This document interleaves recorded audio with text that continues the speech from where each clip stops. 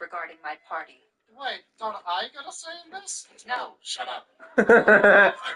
I require this boy of yours for a private event. I will pay you handsomely for his services. I will not debase any member of my party for petty coin, especially when you look vaguely like a Mitsuru's dad from Persona 3. We'll be taking our leave. Try to stop us. Miss Freeling? Huh? What's that, Fern? That would be the totality of our traveling funds.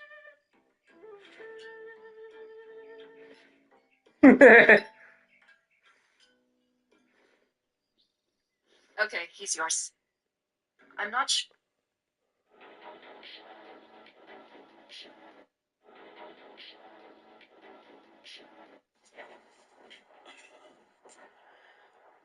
We eating? We eating? An epiphany continuum. What? An epiphany continuum for the supermarket. What's that? I don't know, like pasta or something. No, it's not pasta. I don't know what it is. An epiphany continuum. Aye. What kind of name's that for a ready meal? Is the box still in the kitchen? Aye.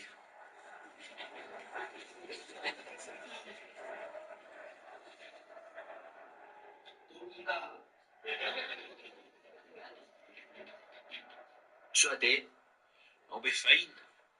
Mate, best before the year of our Lord, 1655. Smells alright. I don't know, man. I don't like the look of this packaging either.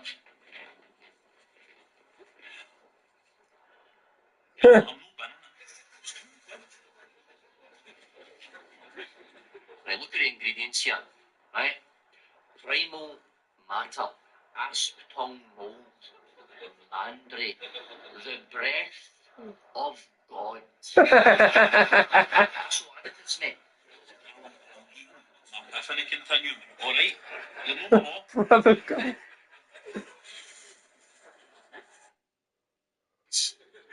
So civilizations collapse.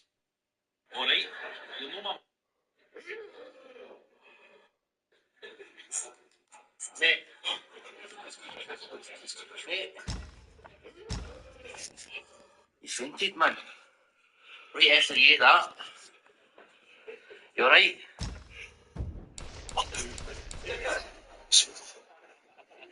Saw things. Terrible things. So civilizations collapse. Every living soul driven insane. The world on fire. Cities devastated. Piles of bodies everywhere. Flesh pits burning in the moonlight. I saw the sun. Stars turning on themselves. The universe. And they are nothingness. And a malignant sentience. I know. Watching. This apocalypse survival hack is not an ideal method of closing wounds, even in emergencies.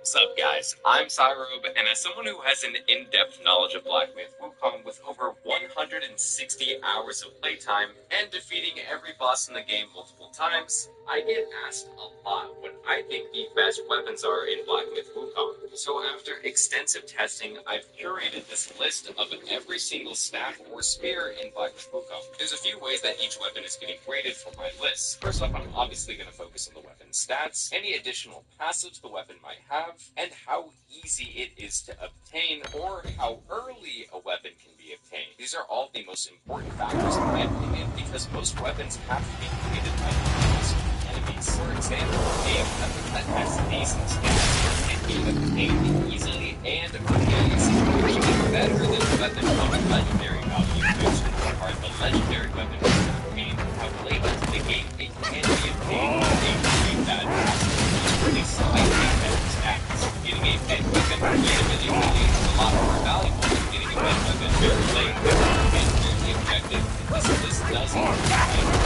Consistent playstyle as I've defeated every boss multiple times and tried every staff in the game, so you don't have to.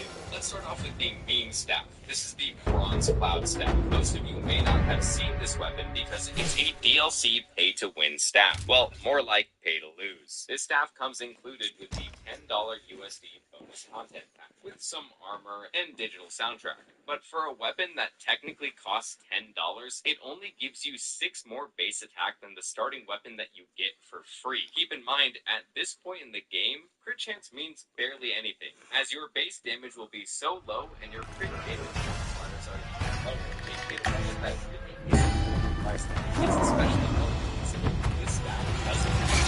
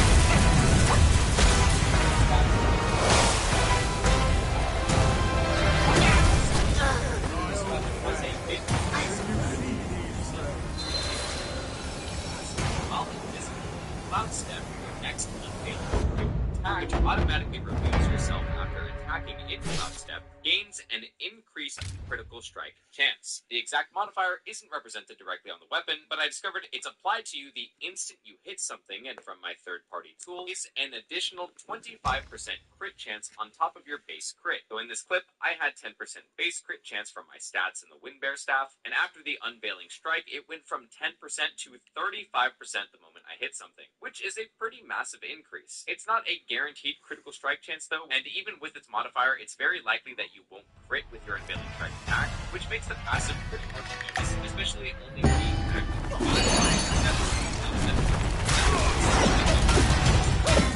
Personally, I think it's really guaranteed because a level that passive aim I do needs a cooldown. It doesn't really get into anything. Which makes the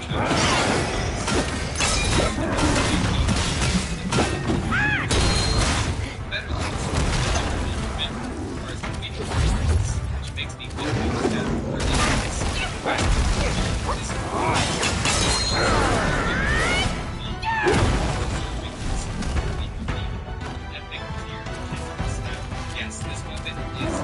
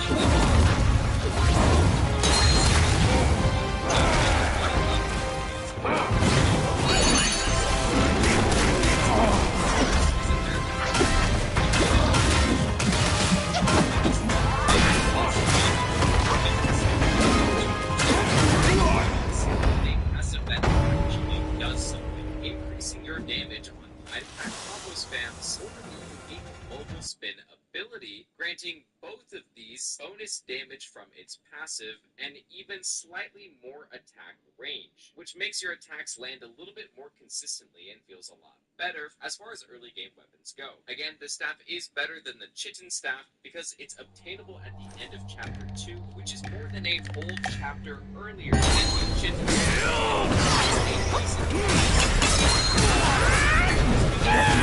From this day, my name shall be Sun Wukong!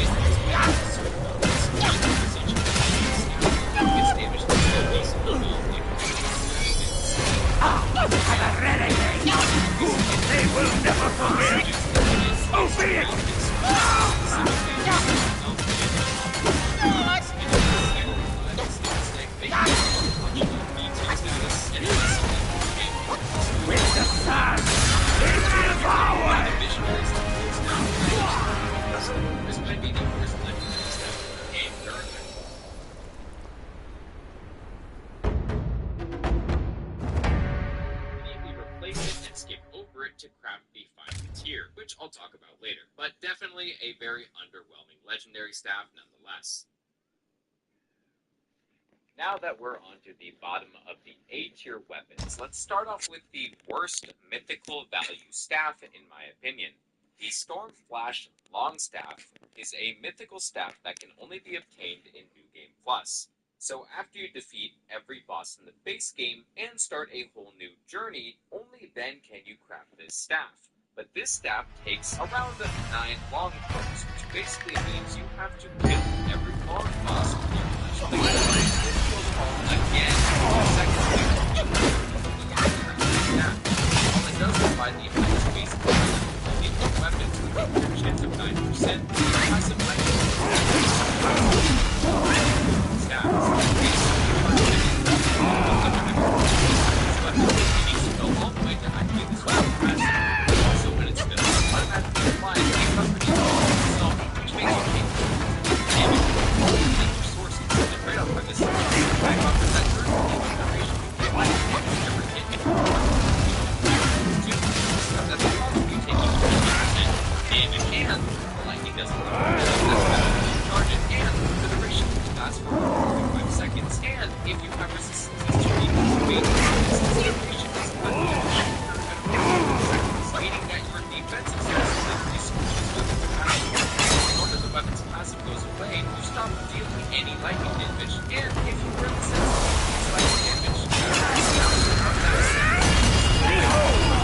what the great sage can do!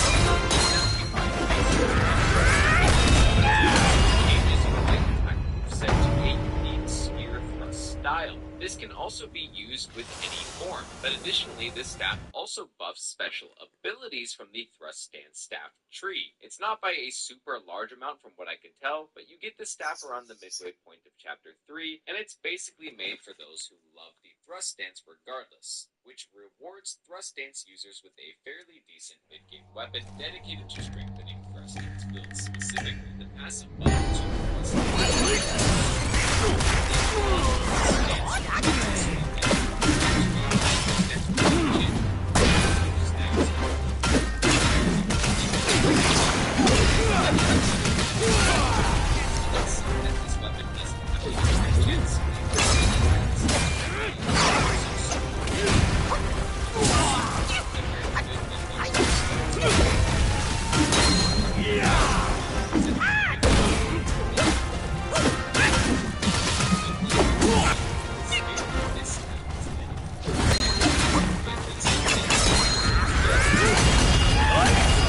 Here I come!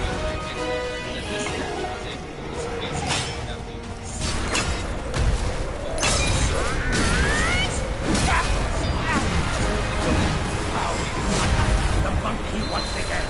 Open your eyes and behold!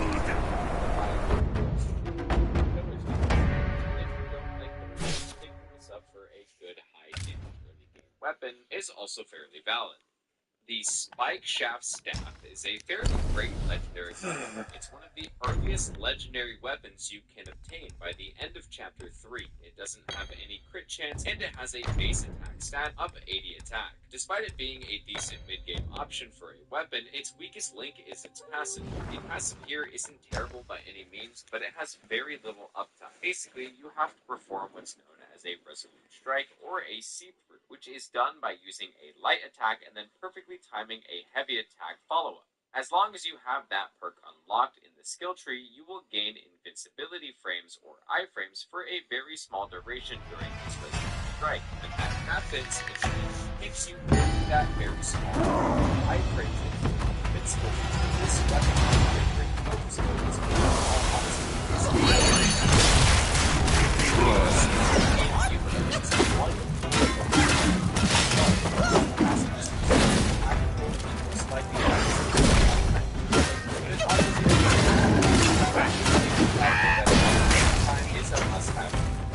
as you get it at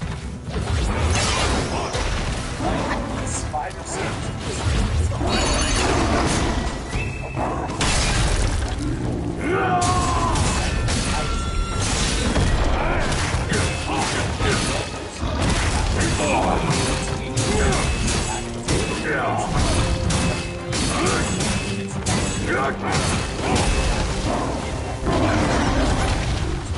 the biggest drawback to this weapon is that it pretty much has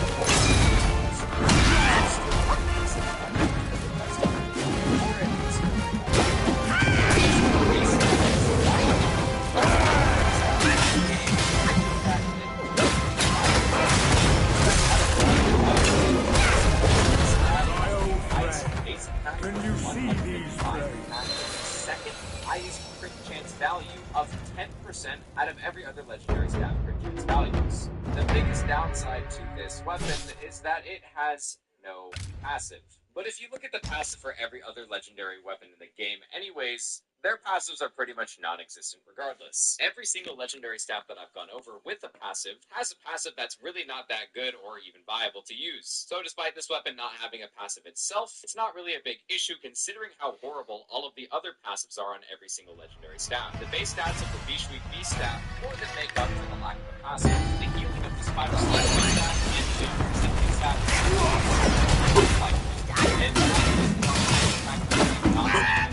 of the damaging circle. Points, but it's a bit harder to pull off since the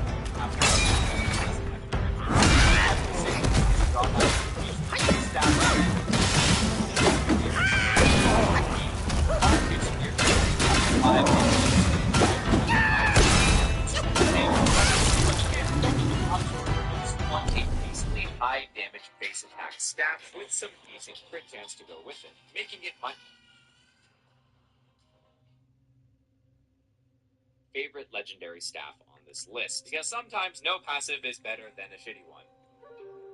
Okay, so the Golden Longstaff has been talked about by everyone and their mothers on this platform, because it's technically the earliest mythical value staff you can obtain in Black Myth Wukong. But the problem I have with this weapon is that while the base attack of 108 is amazing, it has no crit chance. In addition to this, it's locked behind one of the more challenging bosses in the game. I personally did not struggle with Yellow Long since I'm a professional Souls challenge runner, but that doesn't take away from the validity that this boss is one of the hardest bosses in Black Myth Wukong considering community discourse. Finally! A majority of the people that I've seen that really want this staff have complained about how hard it is to kill Yellow Long to obtain it, and from what people say, Yellow Long is one of the hardest bosses in the game for them. However, I want to take this time to rescind my previous statements on this weapon. I used to initially dislike this weapon a lot, simply because I hate pillar stance, and this weapon is designed for pillar stance exclusively. And while it's still true that I hate pillar stance, the damage buff for pillar stance abilities isn't even the best part of this weapon. If you can build up to 3 focus points, your next heavy attack deals a massive lightning strike attack. This attack is flashy and does good damage, but that's not why I like it, and it's not why I think it's good either. The reason I think this staff is really good is that not only does it do lightning damage on your 3-charge heavy attack, but the charge attack appears to almost instantly build up the full lightning debuff in one hit. Let's compare this lightning buildup to the other mythical staff for the Stormflash staff that you can unlock in New Game Plus that I mentioned earlier. Stormflash staff requires you to apply the lightning debuff to yourself before you can even apply it to an enemy, and it hardly builds up the lightning debuff at all even after multiple attacks. While the Golden Longstaff can instantly apply the entire debuff, again in just one hit. Now most people assume that the lightning damage is just that, bonus elemental damage, but on top of the elemental damage, it also applies the lightning debuff, which is when you fully apply the lightning status effect on an enemy, that enemy takes 20% increased damage from everything. Any damage that you deal of any kind gets increased by 20%. This includes spirits, transformations, or just your regular melee attacks. I was shocked at how fast it built up the lightning debuff completely in just one hit from a 3 focus point heavy attack. Again, I dislike that you are forced to use Pillar Stance with this weapon, as I don't like the abilities from the Pillar Stance tree, but for all of those who enjoy Pillar Stance or just want a reliably strong mid-game weapon that can essentially increase all the damage you deal by 20%, the Golden Longstaff is a great option, as long as you don't break your keyboard trying to obtain it like my friend Tomo here. Sorry, Tomo.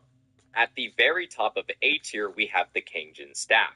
Yes, that's right, a purple tier epic rarity weapon found in the earliest parts of Chapter 3 is more deserving of this spot than all previously mentioned weapons. So let me explain. This Kangjin Staff offers 70 base attack and 6% crit chance, obtainable in early Chapter 3, which has the highest base attack weapon with crit chance during this part of the game. Bear in mind, Chapter 3 is the longest chapter in the game, making the Kangjin Staff the strongest weapon available.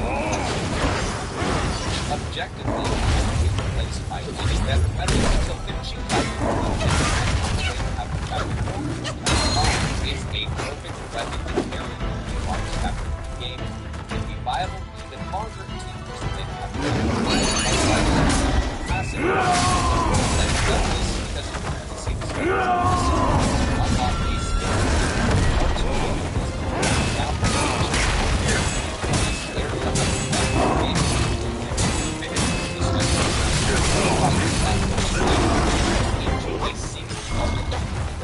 This also uses another element of the game that can help and make the defenses down, or it can even apply the debuff to increase the action field by 50% for the enemy fully stacked up. Again, it's a painful at the start of chapter 3. Now let me illustrate why it's so easy. Let's which staff would give us this staff? Rock staff? No, it's a staff. Repair staff. You mean chitin?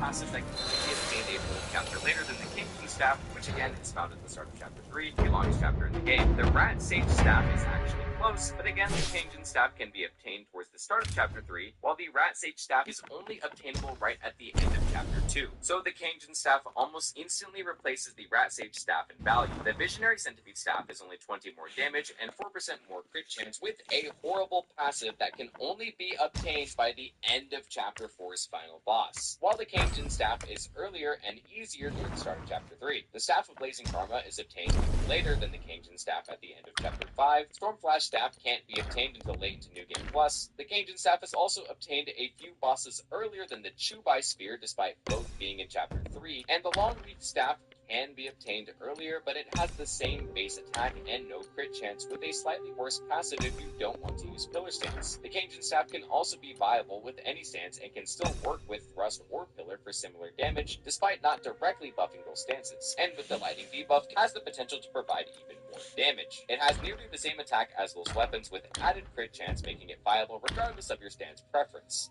Then by the end of chapter 3, you can get the Spike Shaft Staff, which is only 10 more base damage than the Cajun Staff and no crit chance at all, and only unlockable after chapter 3 is finished. The Spider Celestial Staff comes in later at chapter 4, the Bishui Beast Staff is near the end of chapter 5's secret area final boss, and the Golden Long Staff is locked behind one of the harder enemies in Black Myth Wukong, which is why I rate the Kangjin Staff at the top of A tier for being the best early to mid-game staff in the game. It's something that is better than any staff before it in terms of progress, and also carries you through the longest chapter in the game. The only weapons that are actually stronger than this weapon are harder to obtain or can only be obtained far later into your progress of the main storyline. The Kangjin Staff is not the best staff by any means. You shouldn't use it for the entire game, but due to it being super reliable and very easily and readily accessible in your playthrough is why I believe it deserves way more praise and worthy of its spot at the top of A tier.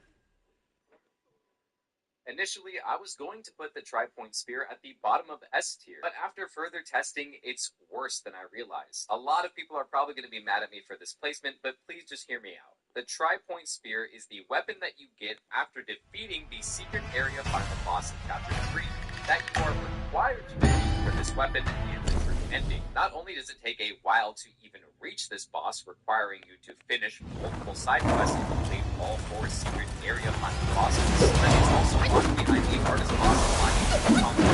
This weapon is not as good as people think it is. Initially, I thought it would sound like a but in reality, after extensive testing, this weapon has 135 base attack, basic, and also buffs the thrust abilities, speed plus and damage, and for your day-to-day abilities. It also does have a really cool passive that you can attack potential HP by doing combo. To actually break down how to use the passive for their own abilities, especially mainly counting and items that can be seen when defeating the hardest boss in Black Myth Wukong. Its final special ability, the weapon comes when you thrust its ability to strike and have at least one focus point and the onslaught of spear.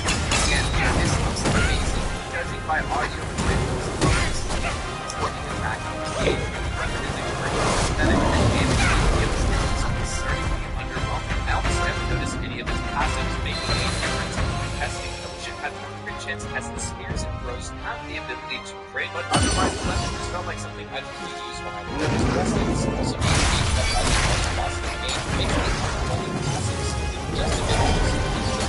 After testing, I found out that the Wukong Staff that you obtain in Game Plus has less base damage, but with more than double in crit chance, and it deals the same, if not more, damage than the Tri-Point Spear.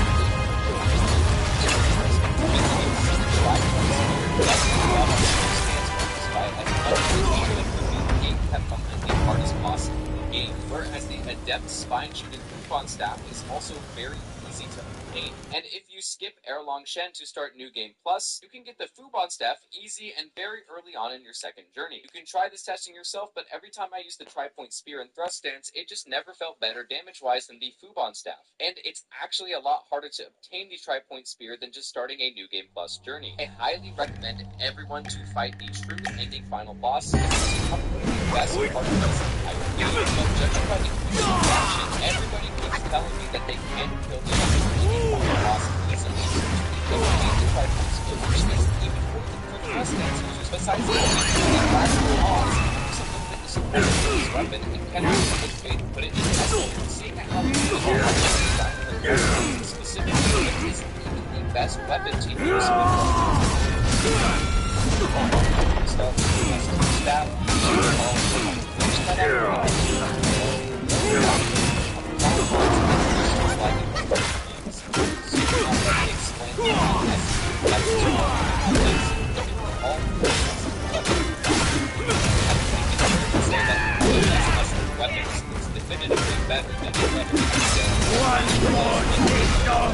My somebody win!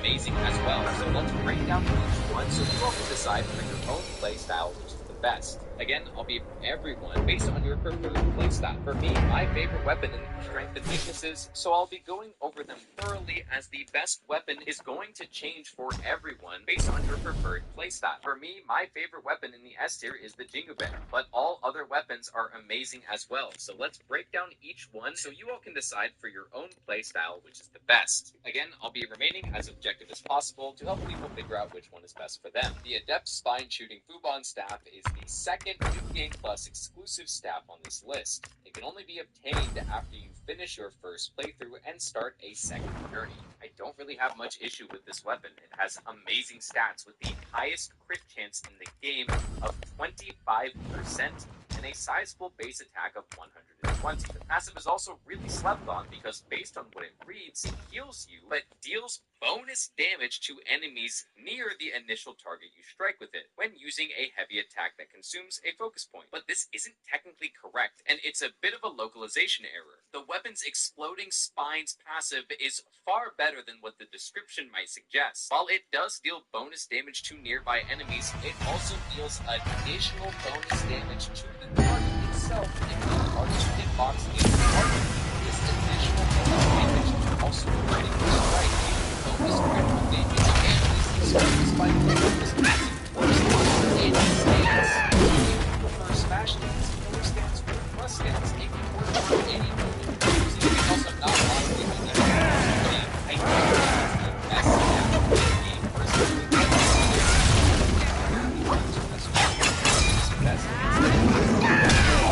As the spine that struck,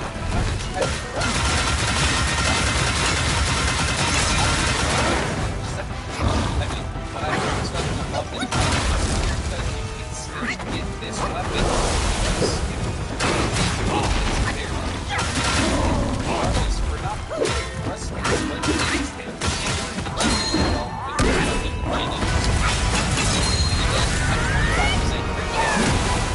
Dang it.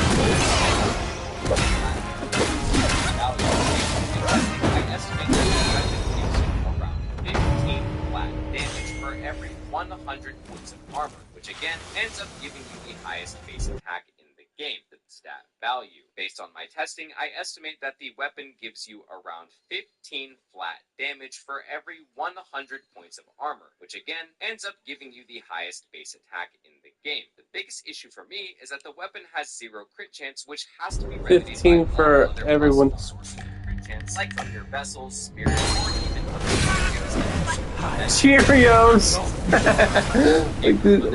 like the cereal. I'm gonna try and do my best to sum this up. Again, it's around 15 flat damage for every 100 points of armor. With the Yaksha set, I'm at 223 base damage with 444 armor. The Bull King set puts me at 242 base damage with 570 armor. And there's an original gray tier Wukong set, likely referencing the original design of Wukong from Journey to the West, that gives you more defense for every relic that you have. There are 18 relics total in the game, which this set provides around 3.5 damage per relic, equaling around 63 damage from this set's bonus. But that requires you to defeat every chapter in the game and obtain the true ending 3 times over. With the set bonus, this puts the Grey Tier Wukong set at 261 base damage with the Dark stat. But here's the thing, the Yaksha set provides an additional 25%. The Yaksha set has an effective base damage with the staff, making it the best in the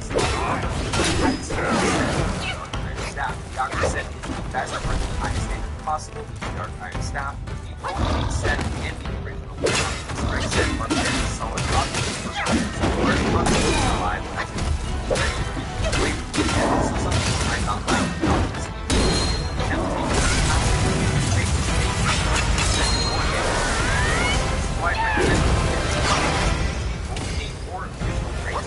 set, but if you want a hardcore challenge like myself, you should always drop the option of this weapon for high risk, high reward value.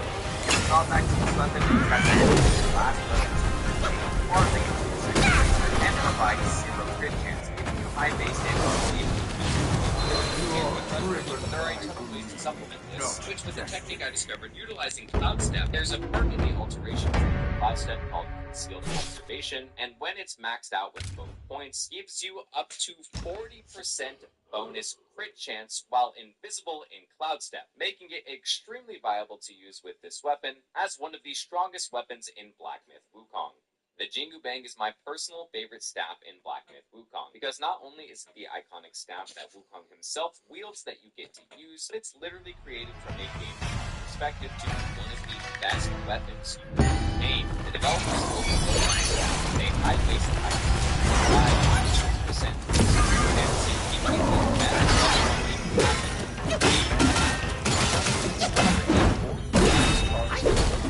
this is not possible with any other staff. Every other staff is Iron Staff, Block Staff,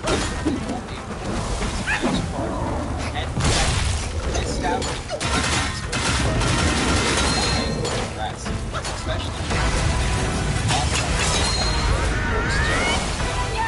it's like it knows!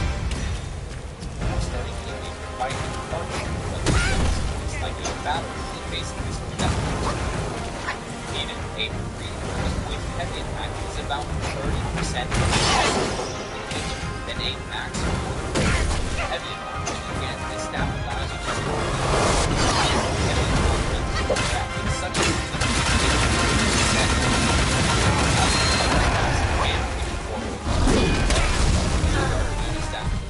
staff late max 4 charge. You're driven after by that, greed, starts decaying. not Also, destiny. staff in the game with a gear set bonus, granting you around 8% of crit chance after you use any spell, which is gained after you have at least 3 pieces of this set equipped. This means that you can use the staff as a weapon and 2 other pieces of the Wukong armor to get this bonus, and you can mix in an entirely separate 2-piece set for an additional set bonus. The setup I like the most is the Jingu Bang staff with the Gale Guard headgear and greaves for the Gale Guard perfect dodge bonuses to build up focus even faster with your Jingu Bang, since it can permanently store up to 4 charges of them. Alongside the gold suits and armor, the sword and bracers to completely set focus of the Jingu Bang staff. The chest piece gives maxi armor, and the bracers give 4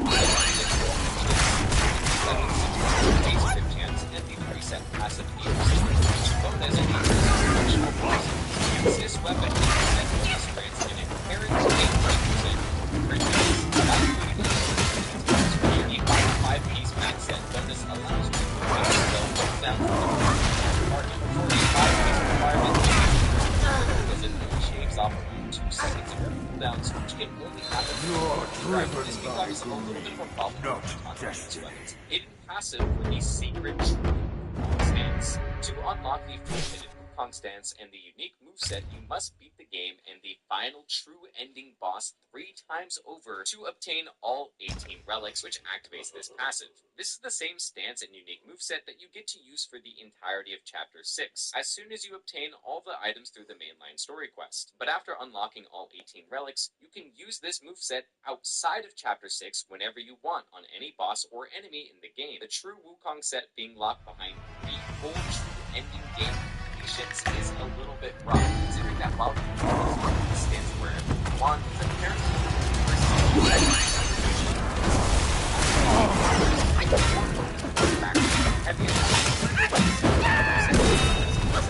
the stance is incredibly fun and versatile to use. However, I do have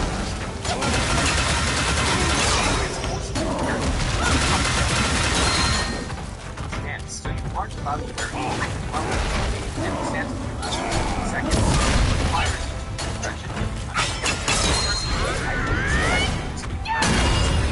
Yeah.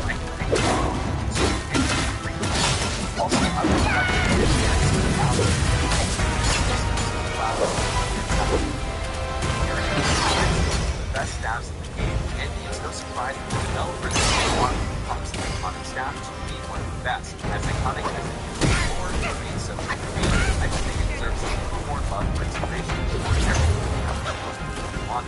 For a refined summary, I believe that the best staff in the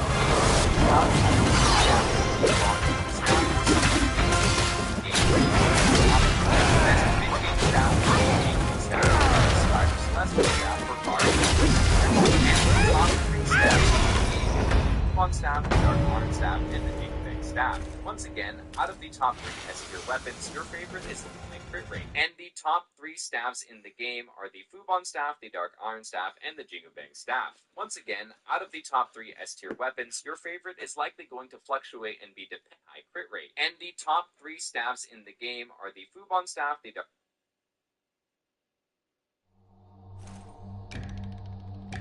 Iron staff, and the out of the top 3 S-tier weapons, your favorite is likely going to fluctuate and be dependent on your playstyle. But for me, I'm in love with the 4th max focus heavy attack damage bonus. It's the most reliable way to do that is the number of playstyle. That changes this 4th heavy attack longer than normal. They can already use it that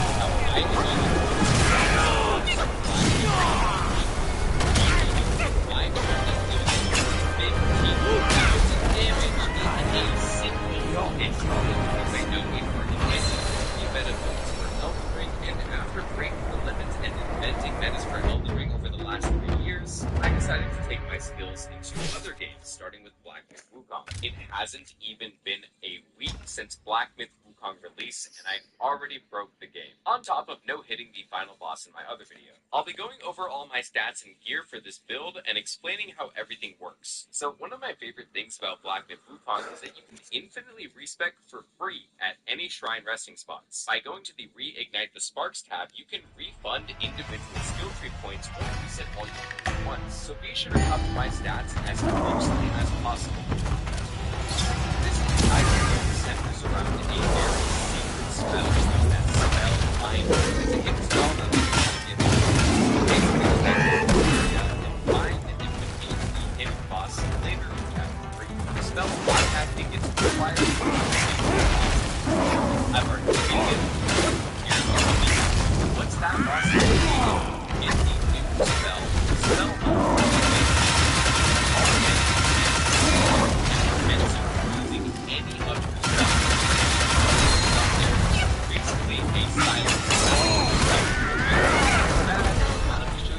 it's secretly overpowered. Spellbinder silences, You're but in exchange driven you by get a greed, ton of not buffs, like destiny. damage buffs, crit buffs, and more. So now that we're in game at the Sparks tab, we can upgrade Spellbinder to the max level and level up all the points in its skill tree. Most of the upgrades aren't really important, but the last two Spellbinder upgrades are insane, and that's exactly what we need. The last one gives you increased crit chance, while the second to last one gives you a permanent damage buff when Spellbinder is used. But the damage you get from Spellbinder increases based on your maximum mana cap. So the more mana you have, the more damage you'll deal. Keep in mind, once you use Spellbinder, these buffs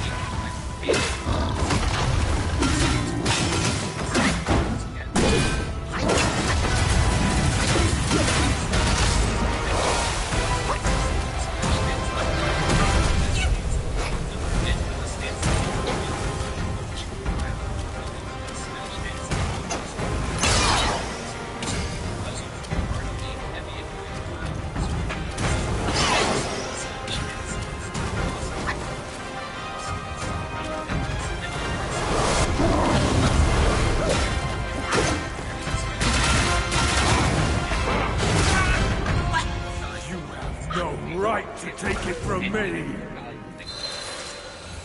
wear the full Pilgrim set. I'm a firm believer that the Pilgrim set is the best armor set in the entire game. Pilgrim set is a very early armor set that is unlocked via crafting and can be upgraded at the Tiger Blacksmith to a mythical value that has equal stats to the full Wukong official set and also unlocks a secret mythical bonus for the Pilgrim set. This allows you to sip your healing gourd while running, with little to no decrease in speed. Its other passive allows you to sprint faster than normal, generates free focus points while sprinting, and increases your attack as long as you're running. This attack bonus is basically a 10% damage bonus multiplier for each second, stacking up to 10 times. So up to a 100% damage bonus while you run. This is why Smash Stance is important because, again, it's the only stance that you can charge a heavy attack while sprinting, which fully benefits from this passive with the full Pilgrim set. I'll get more into the gear in a sec, but for the rest of your stance stats, just get all of the points that you see here in the Smash tree. Don't get any of the bottom ones as they aren't really important for this build, and save those spark points for the survival tree if you're missing I had everything. all of your stats should look like.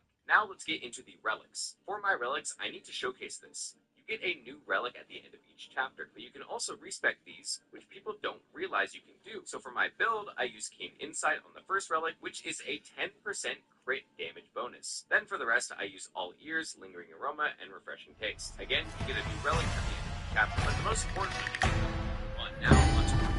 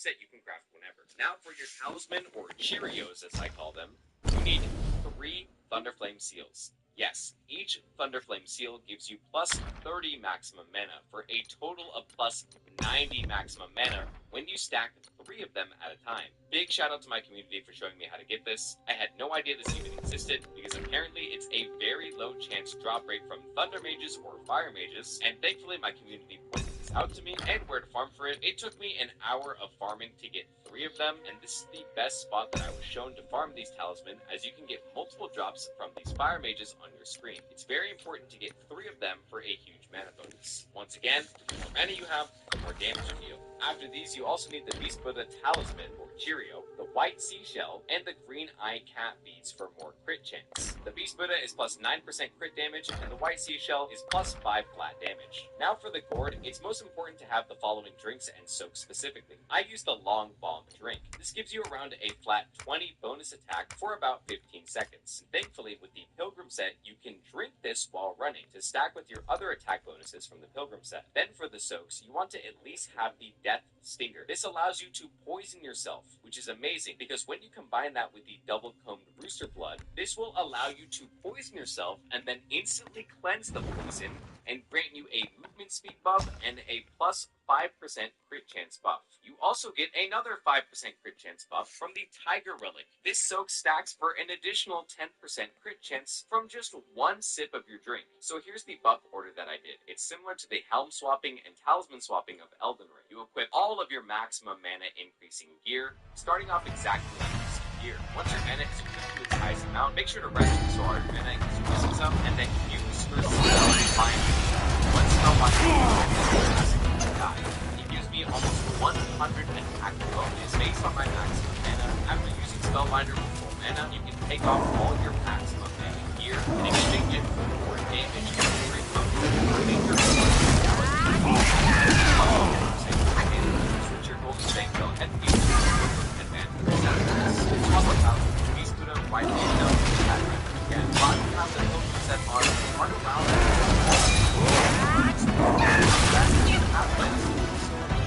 I read out the best one is are the maximum damage. One thing that was that's a bunch of damage. Any other effective buffs of medicine are super. Then after the medicine attack, start running the second class. Start after the second class, then let it go. Damage will vary greatly. If we have made parts of the damage last a very small window. Everything in my build together, I get almost 30% crit rate, 100% crit damage, for 500 base attack. How I achieved the first one-shot in Black, and invent the strongest build in Black. Once again, a big shout out to my community. I want to be a part of the action. All of this live, working it out, and love to subscribe to this video. If I'm in the house,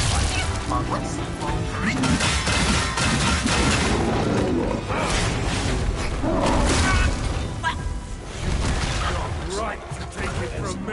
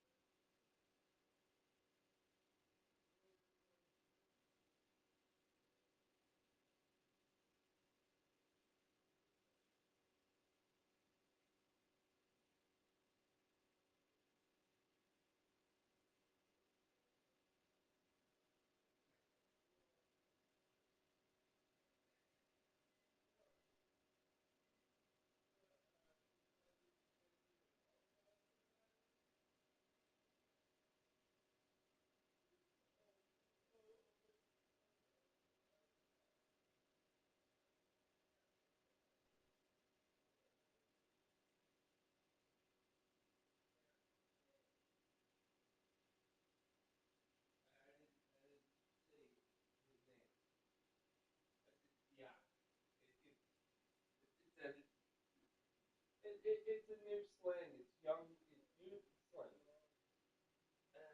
Yeah, I can beat her. So found out with that mystery.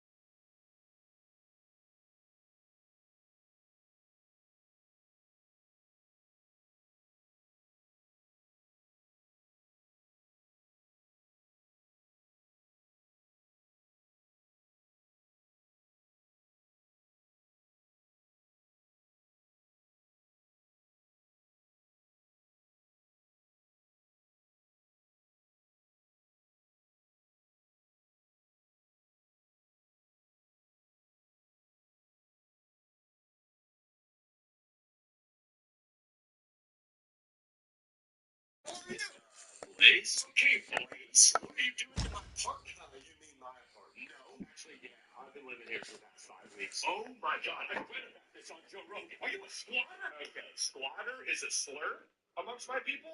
We prefer homeowner. I paid for this house. And then you abandoned it, so I rescued. Abandoned? I went on a month-long bird watching trip. In a piece of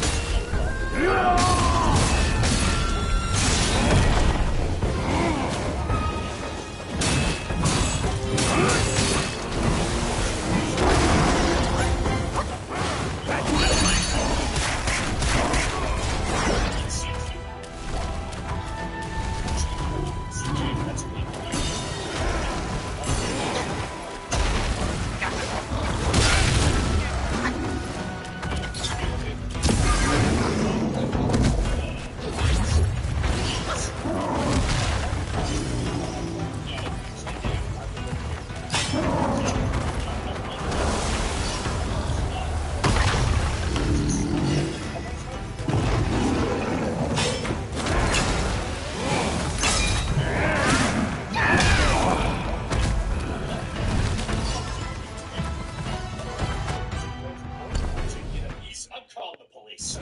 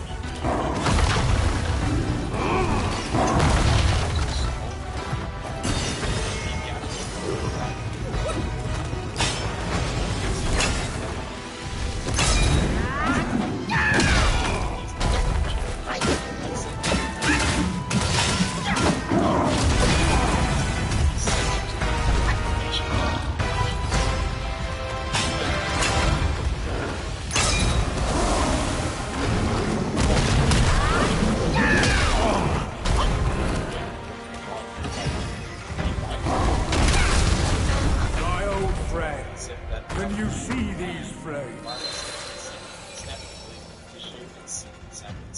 For reference, in American so, in theory, being able to swallow a capsule at home could end up saving countless lives. If you want. Imagine you have a magic pair of glasses that can tell you upcoming roulette rolls. This is how fast it would take for you to get banned. The first few bets you win, nobody notices. Everyone can get this lucky. But as you keep crushing it, suspicion starts at the table. The dealer and the bid manager notice you're in the pattern, and they just keep an eye on you. But as you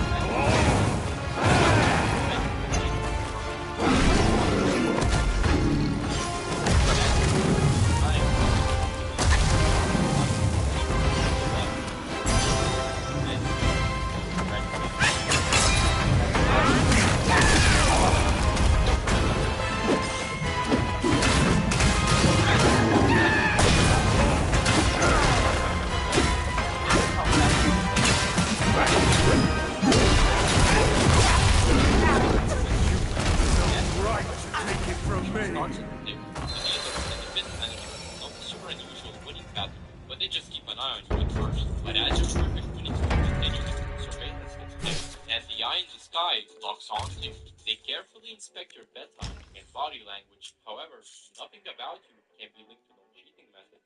Nonetheless, at this point, you're straight up draining the casino, and this cannot be ignored. They scramble to identify you and see if you're linked to any previous incidents, and you're not. At this point, a crowd of people have gathered around the table to witness your incredible spree. A few people even start to talk to you. Let's make it so here you might have an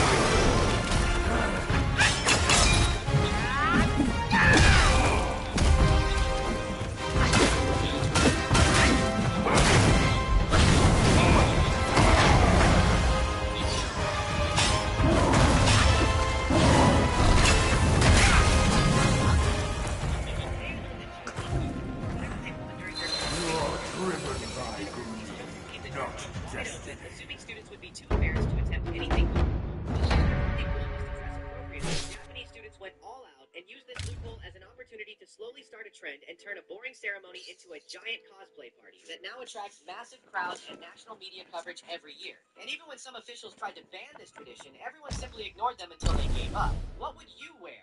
I love how committed everyone is to the bit, considering how uncomfortable it must be to sit in those costumes for the whole ceremony. Today I learned that Japanese students can wear whatever they want during their graduation ceremony after certain universities chose to leave the dress code wide open, assuming students would be too embarrassed to attempt anything comical. This is the room. The light switch is here. It's mostly for show. There's your Murphy bed. Don't mind the Epsteins. They keep to themselves. We're going to see Bobby Darin at the Coma tomorrow, right, Charlie? Bobby Darin tomorrow. This is the bathroom. But watch out. We got some bad roaches here. Hey, you're on our turf, man. Hey, man, I'll cut you up so bad. You gonna wish I don't cut you up so bad.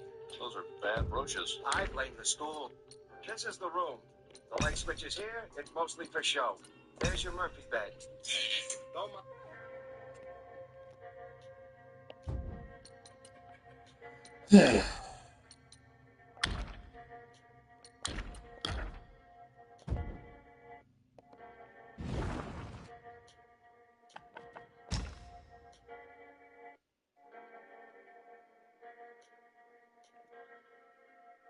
Things you might not know about Voldemort. 1.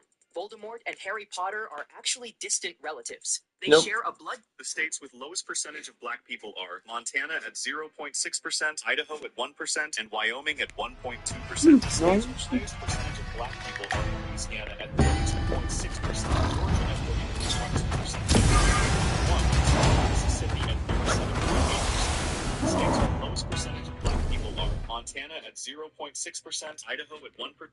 Do you prefer white? Oh, would you prefer it pink?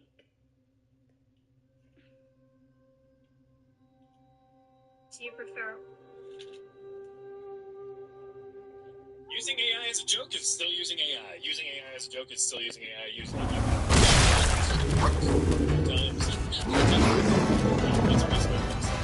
Using AI as a joke is still using AI. Using AI as a joke is still using AI. Using AI as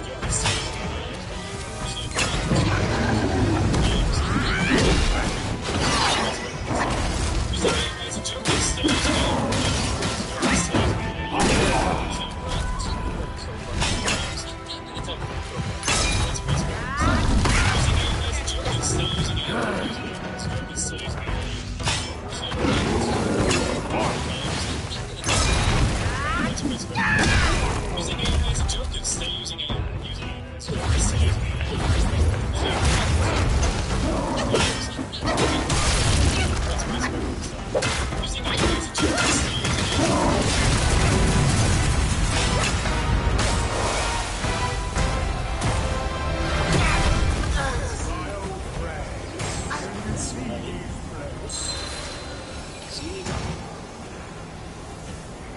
Immer so in dieser Weise fort bis 100.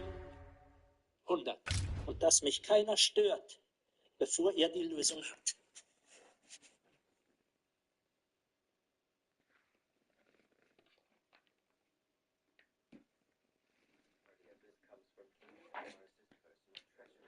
But now that he no longer has any royal knights, he can't risk stirring up trouble with the nobility, or else they might steal everything from him. Makes sense. So, does it look like war is going to break out like you planned? Yes, most certainly. The nobles forced him to take honors for the reparations as a loss, and they have to endure that for long. Which is precisely why the former king decided to name his brother Edward as successor rather than his son.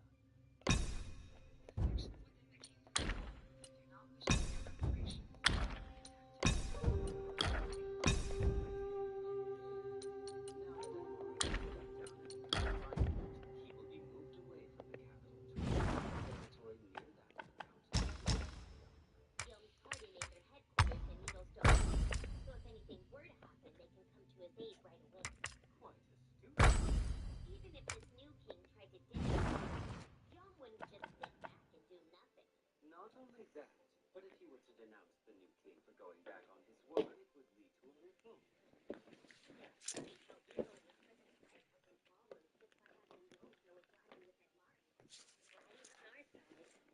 Keep doing your thing, but try to make sure ordinary citizens don't get caught up in it.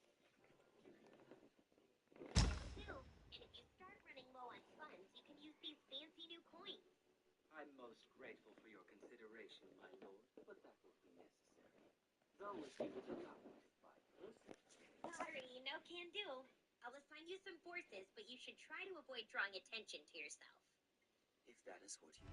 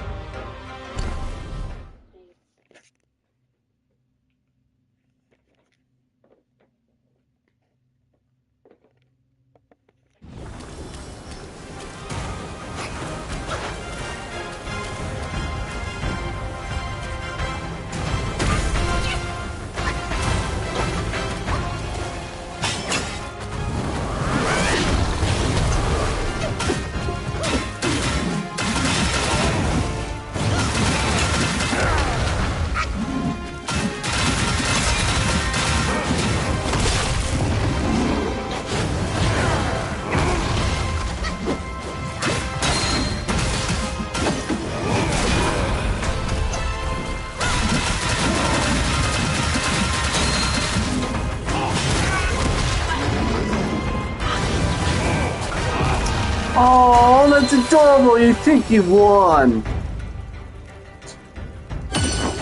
Poor timing.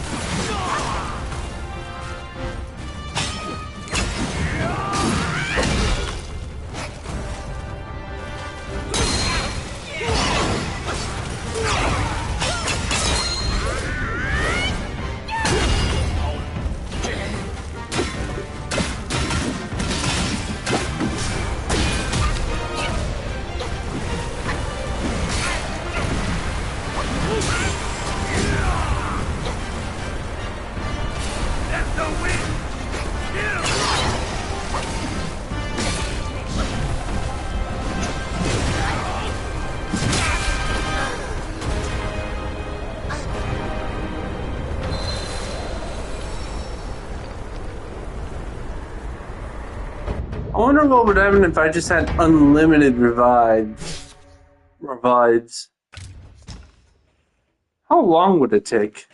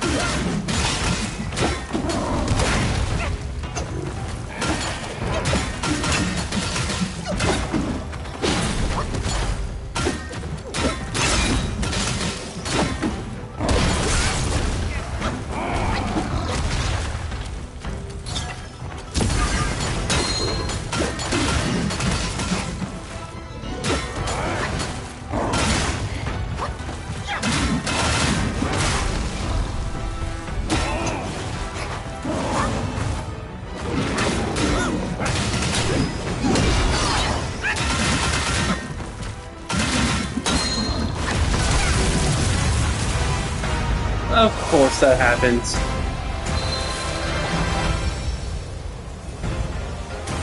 Make it very clear that you're dead.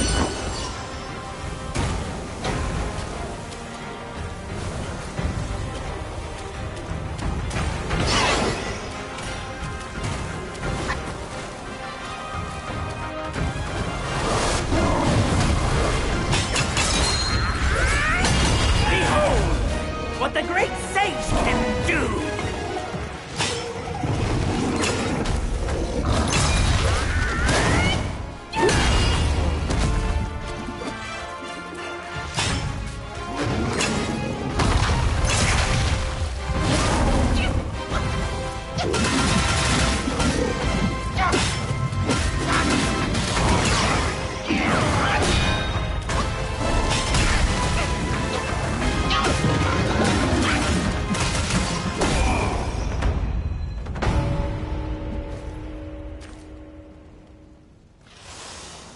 You done goofed, biatch.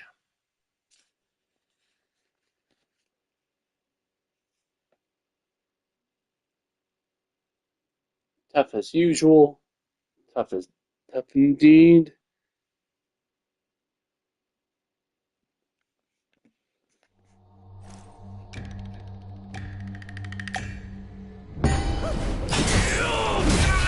What the fuck? I was just like instantly killed.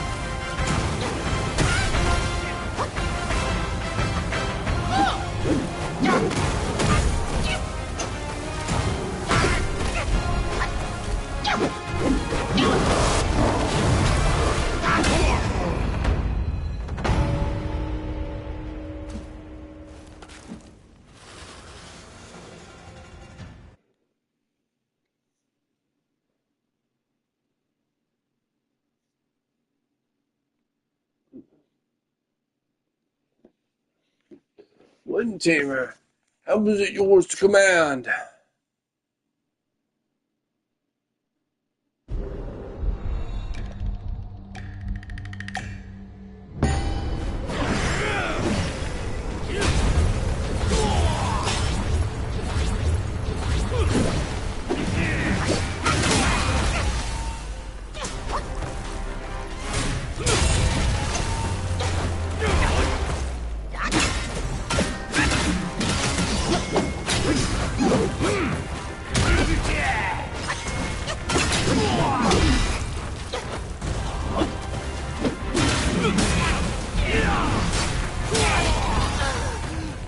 What?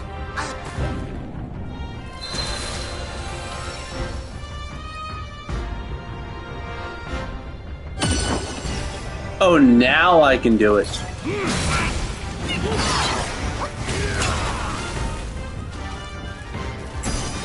I'm sick and tired.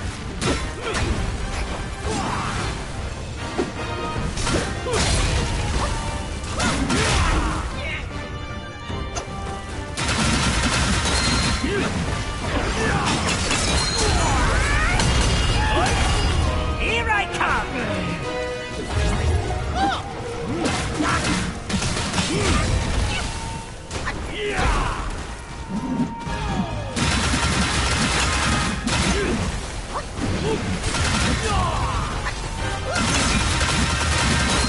One more taste of my Samadhi wind!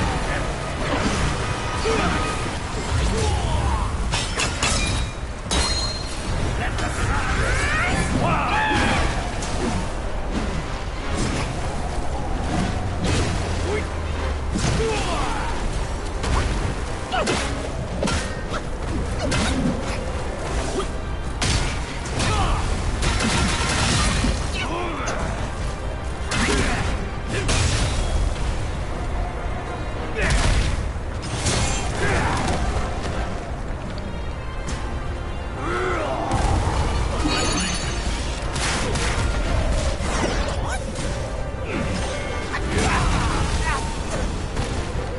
Oh, but I took the pill.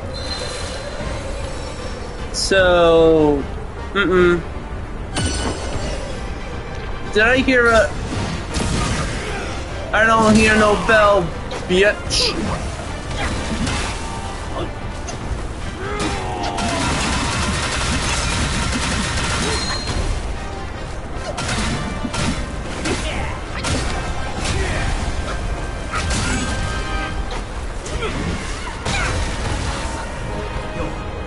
Holy shit. Tested the monkey once again. Open your eyes and behold! How is he this hard?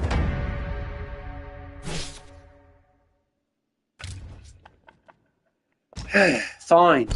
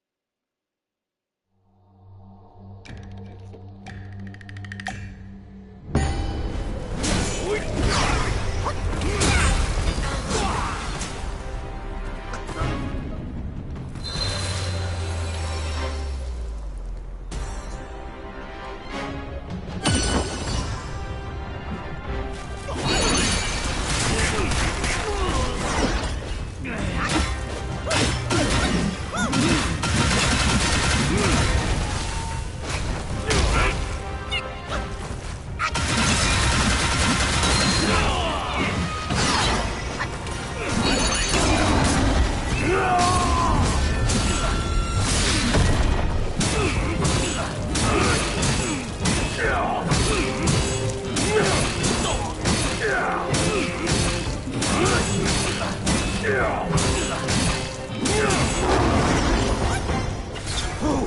in all the realms can withstand its power?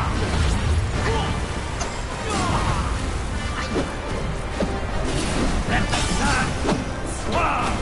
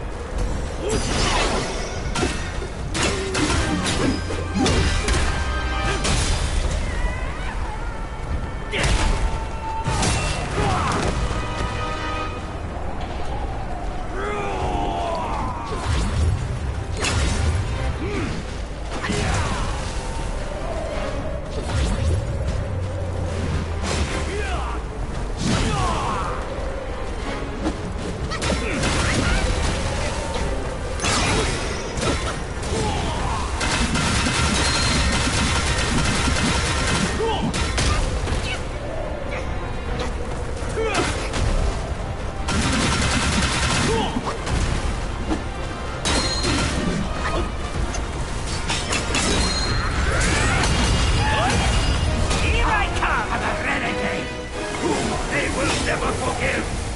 So be it.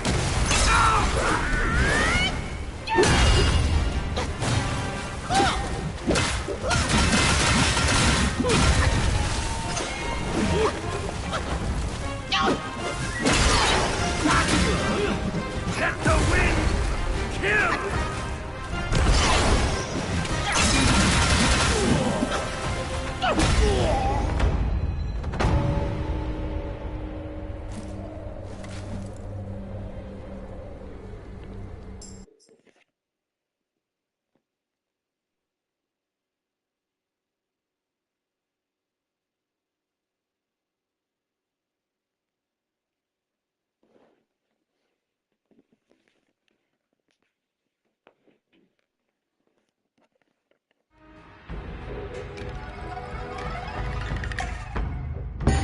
The destined one, what a glorious name they bestowed on you!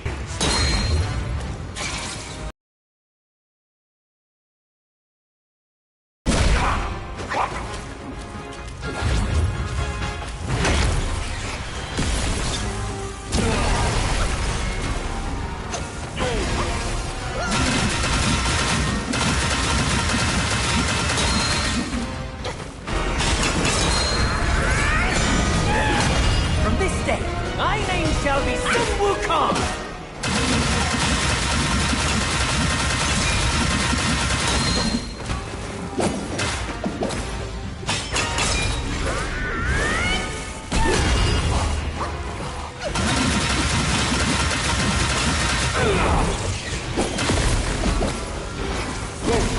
I didn't even know that was a thing.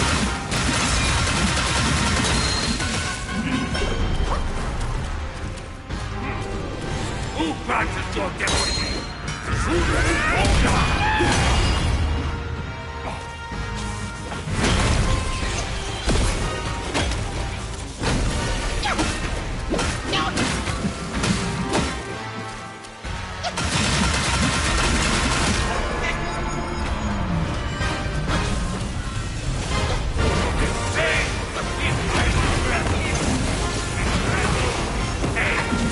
Without hope, there is no redemption. Not again will I find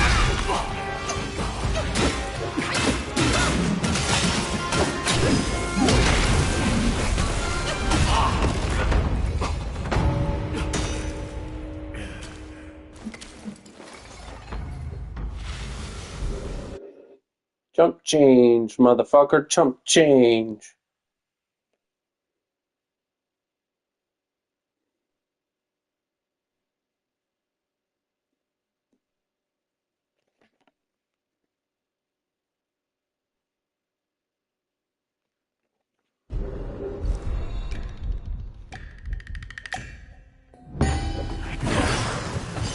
the golden light of Tao. Deceptions are laid bare.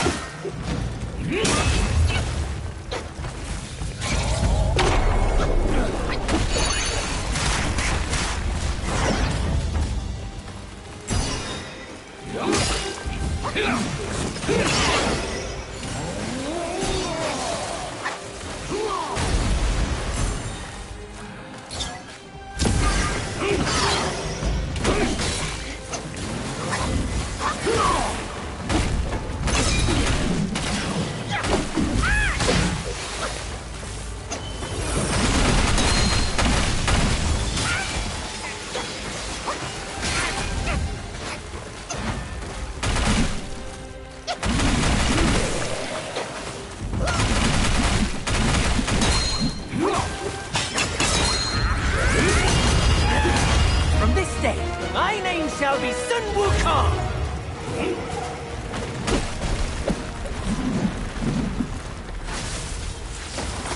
Rock solid. I forbid it. Die here!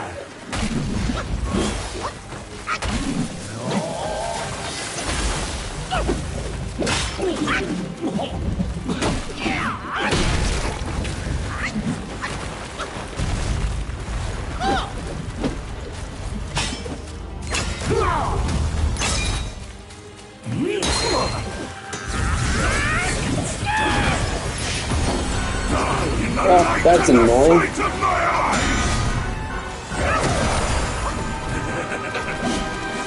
I will bring my destiny, and yours too!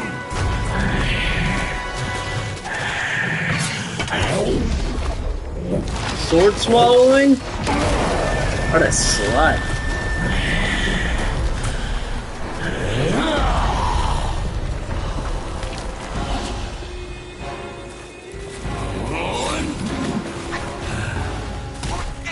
Virtues lie in dark, not arms!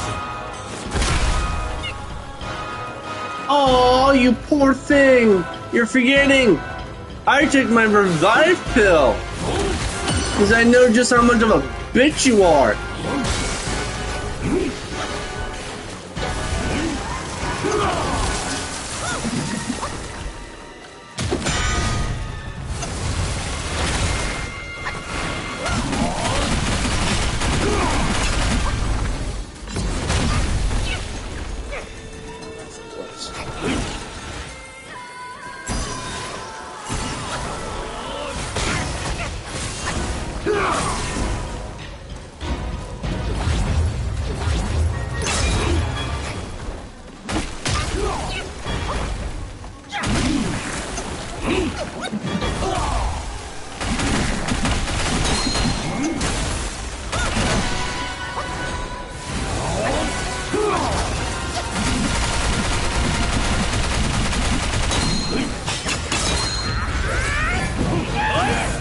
Here I come!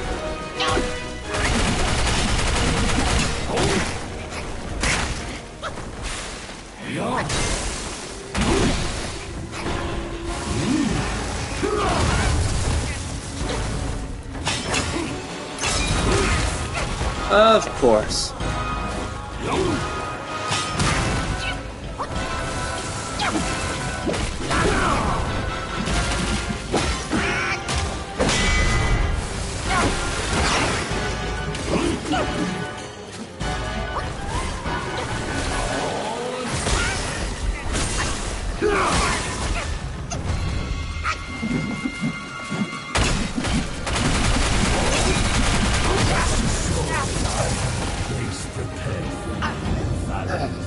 So much work.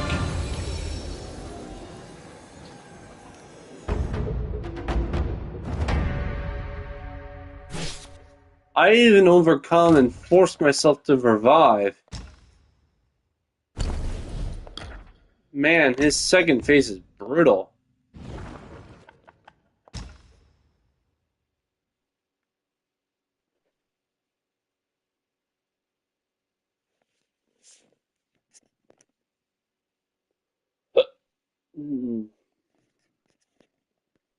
But once I get through that guy, it's smooth sailing, and I can find out what the sixth one is. Because Red Boy, oh man, he's a literal child.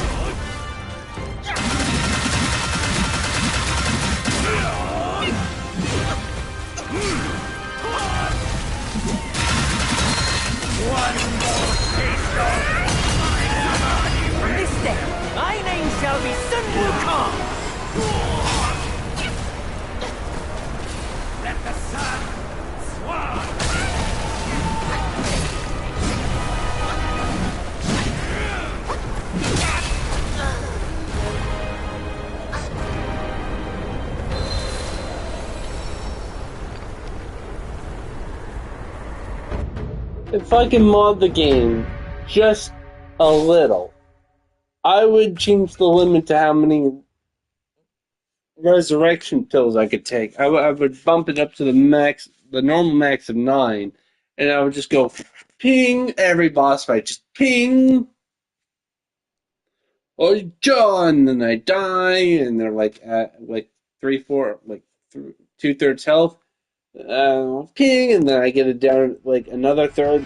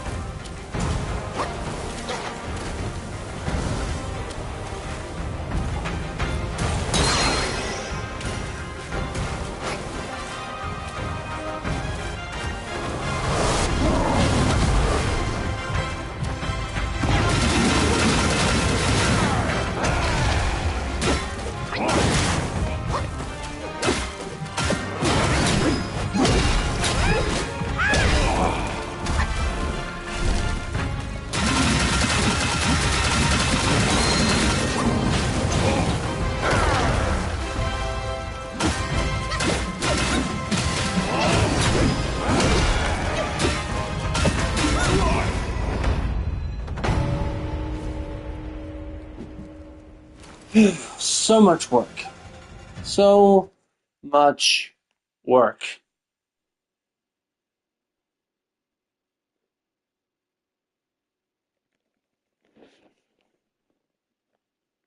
Mm.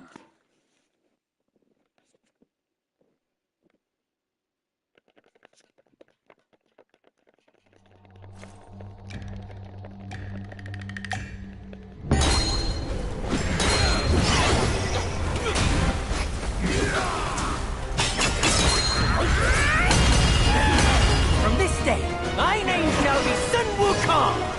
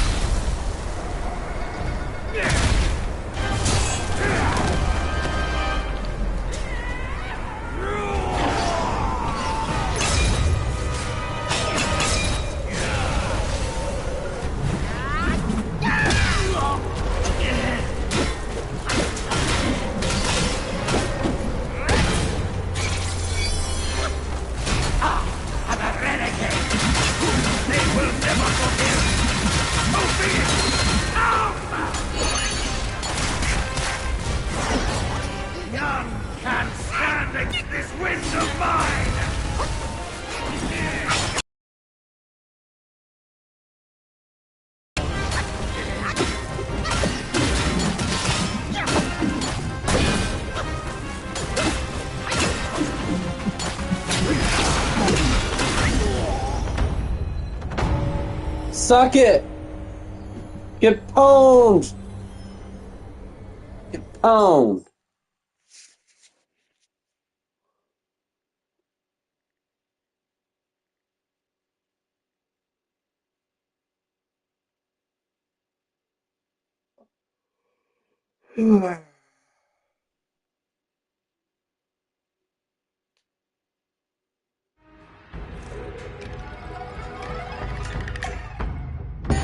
Draven slaughter without end. Need your hand. Only through lust. I can cease your struggle with the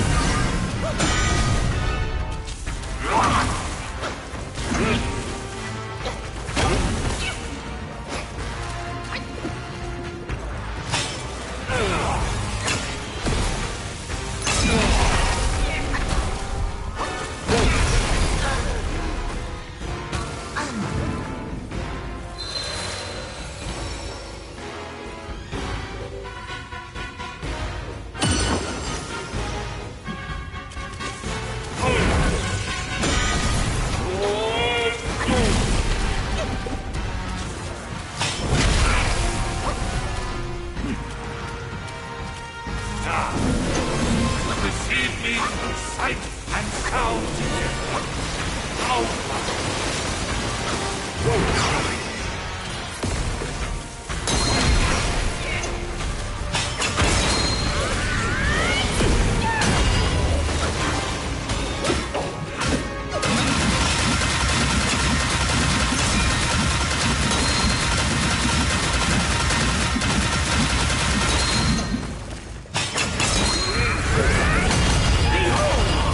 What the great sage can do!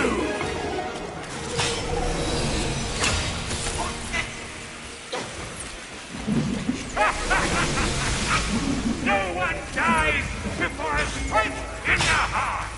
No bloom wilts before its root breaks apart.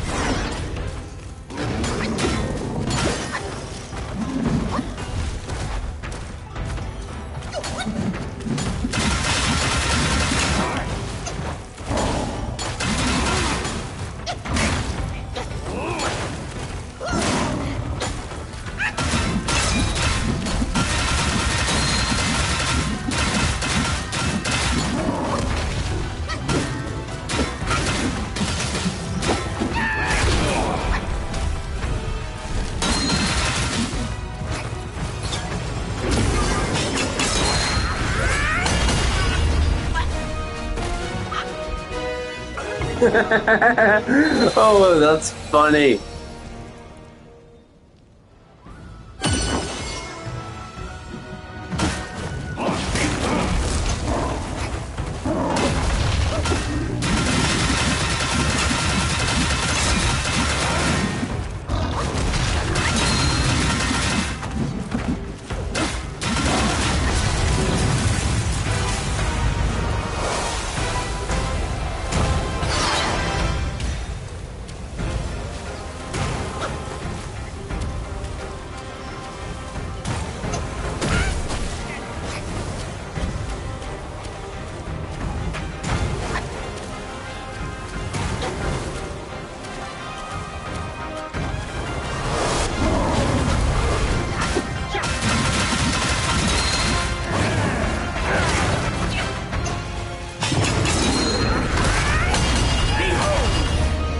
great sage can do!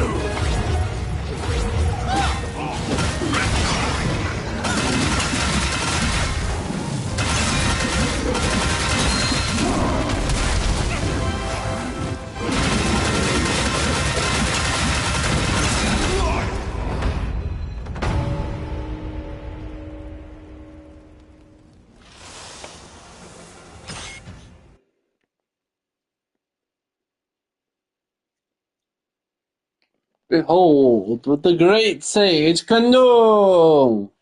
Foof, foof. Bing!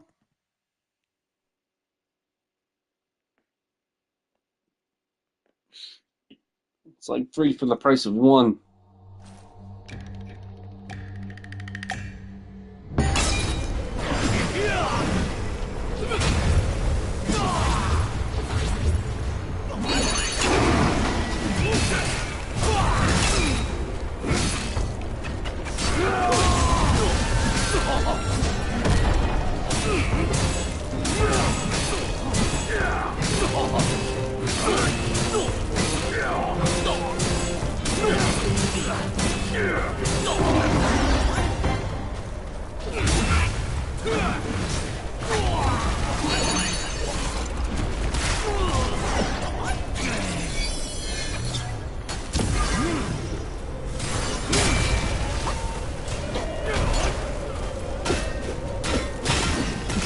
One more taste of my Samadhi wind!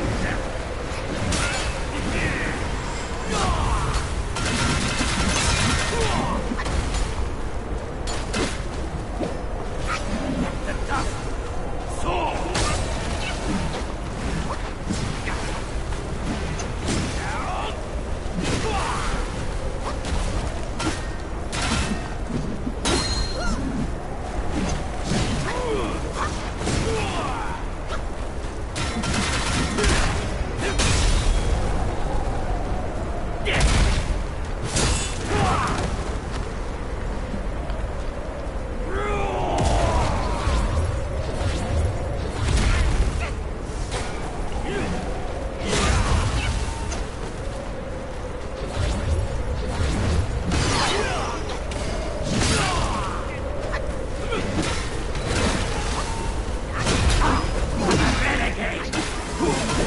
Never forgive! So be it! Come! Here I come!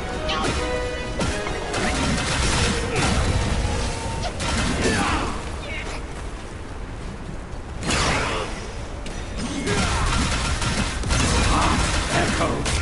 Yet distance and dimmed!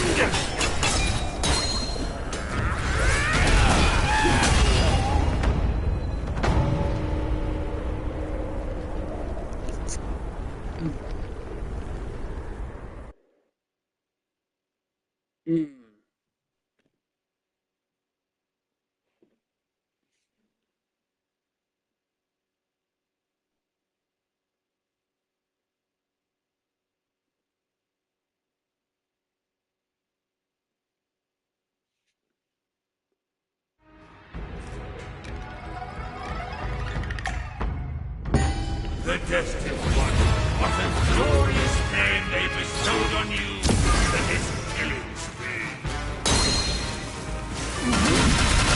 You are at the end of your wits, no one to judge.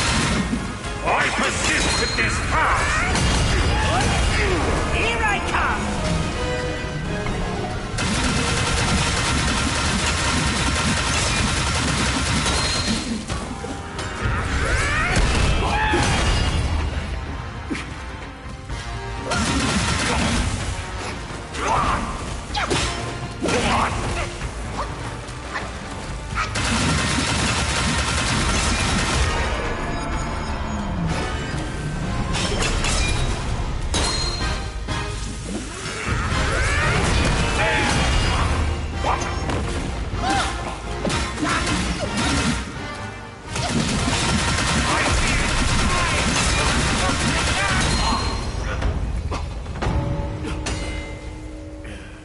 Suck it!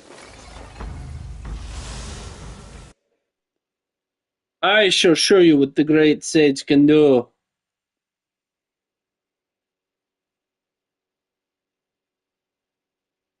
Here I am.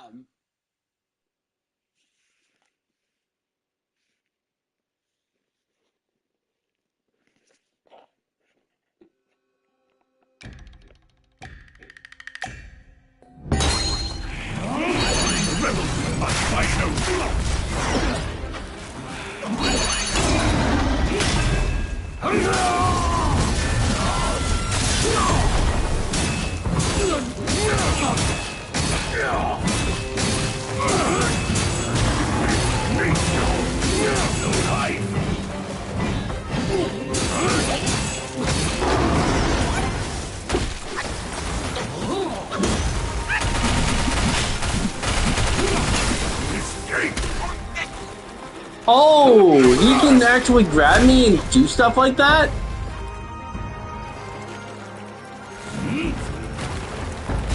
And I'm dead? Oh, hell no! Can help you escape death.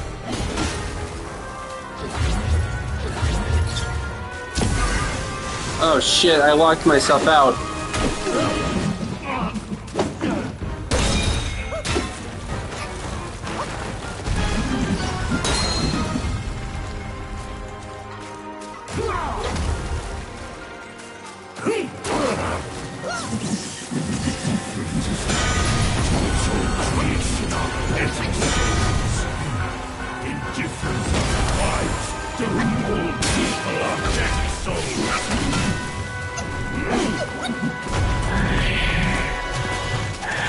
Yeah.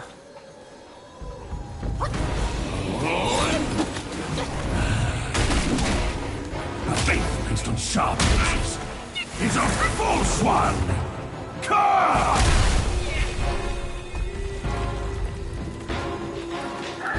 Jesus Christ. He killed me twice over.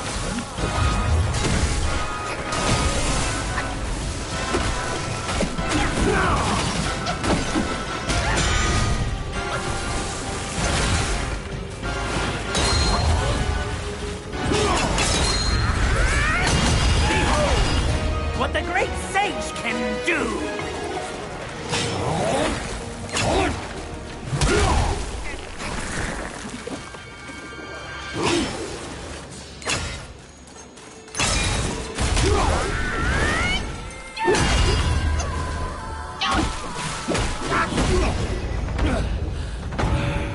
Finally!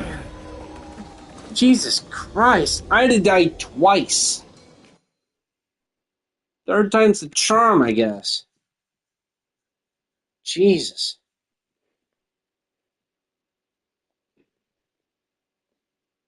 Alright, now this one's... okay, this one should be a freebie, but I shouldn't let my guard down on this one.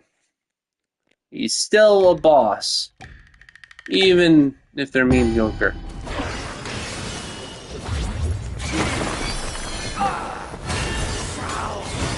Quake!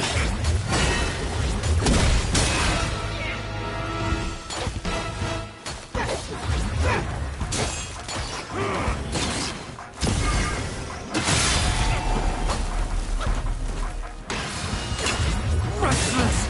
Hopeless! Fearless!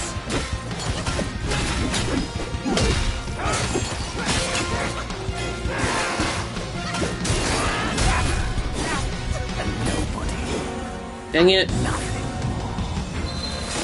Wow. That's weird. That's the first time I've ever lost.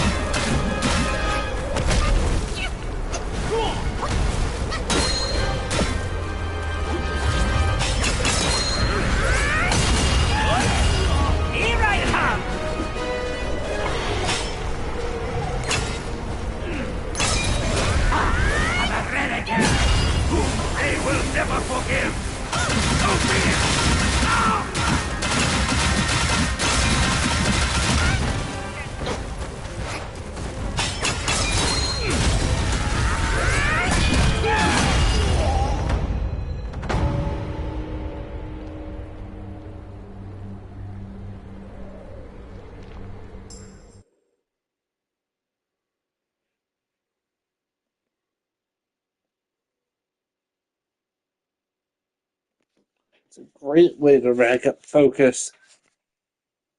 If I'm building around the Great Sage Bone, I have to reach that as soon as possible.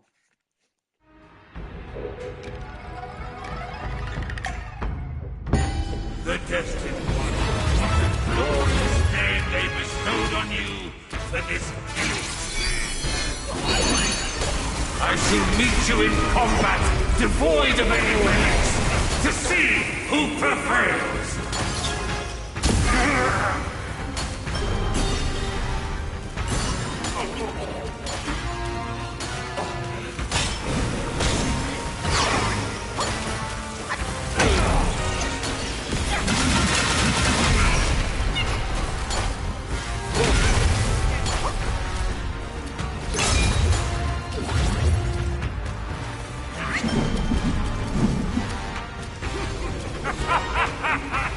Even those on high must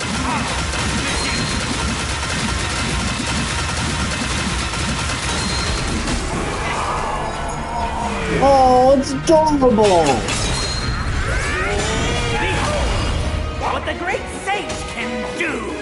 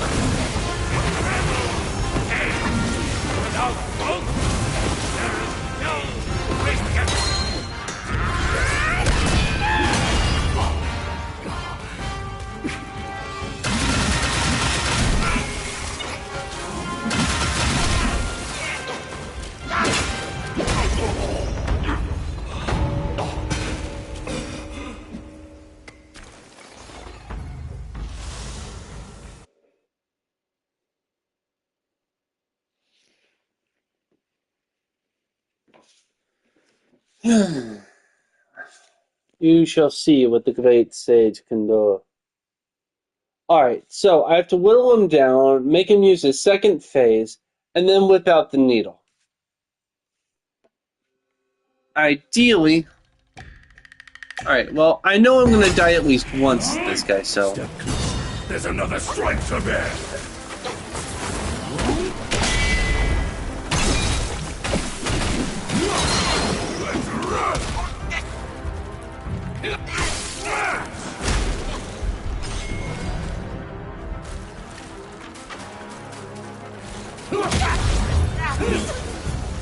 Yeah, saw that coming.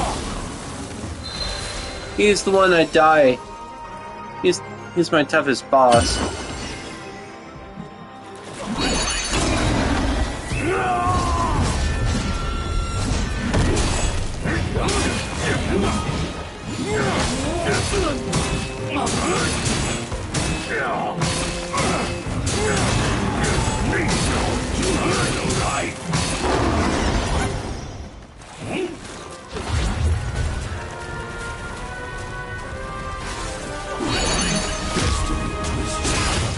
Why must I bear the toll?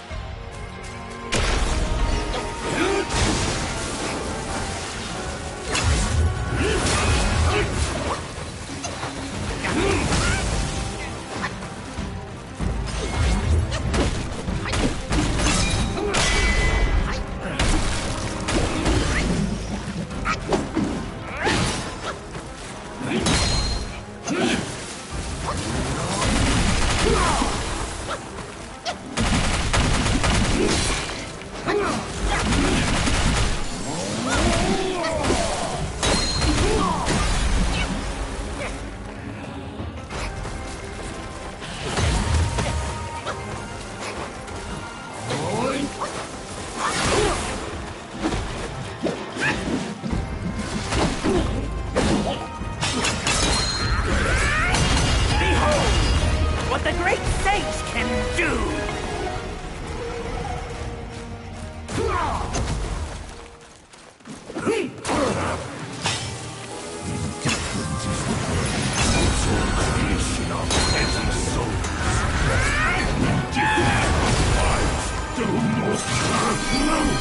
Spare me, Bodhisattva.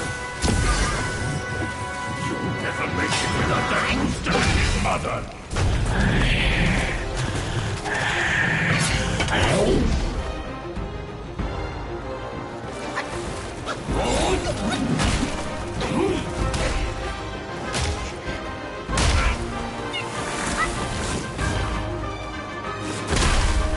Yeah. Fuck, you're a nasty bugger.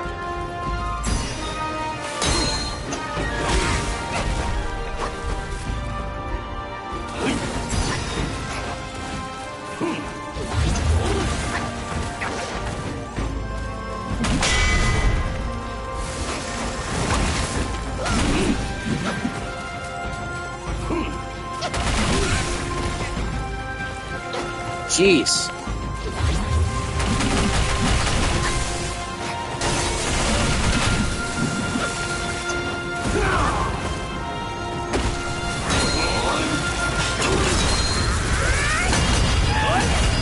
Here I come!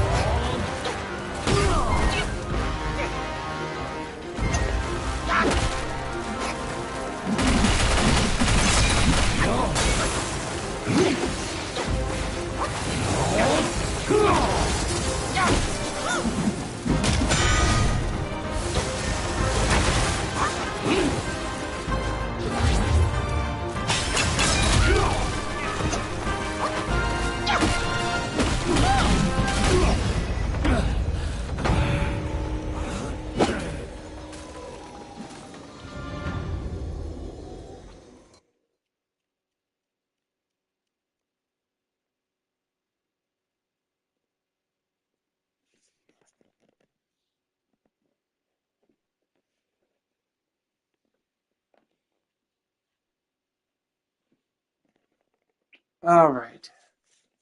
I managed to do this with one.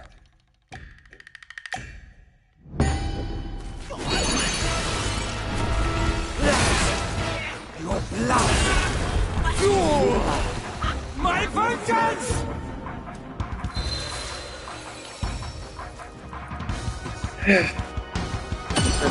Sweet Lord.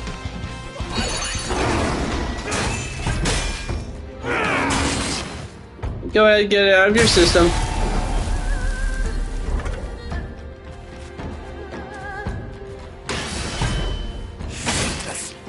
Graceless! Merciless! Go ahead. Throw your tantrum.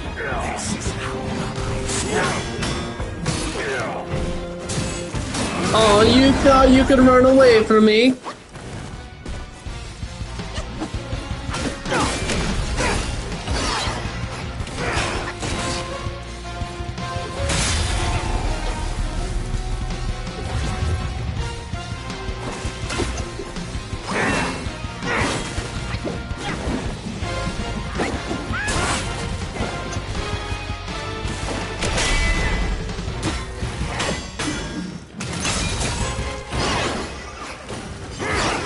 Oh, baby's first parry.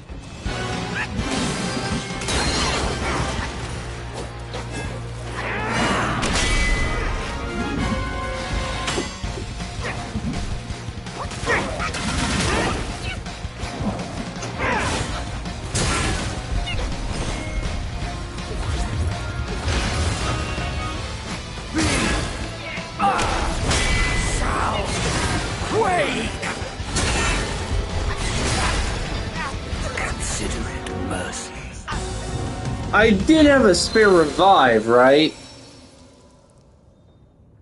Nope, I didn't.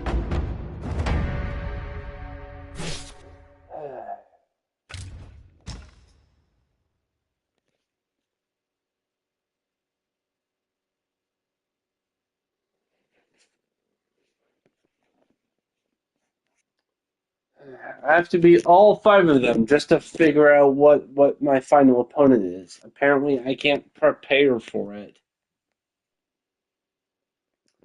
Be nice to find out if, like, oh yeah, you beat all 5, and then there's just, like, nothing. So, like a...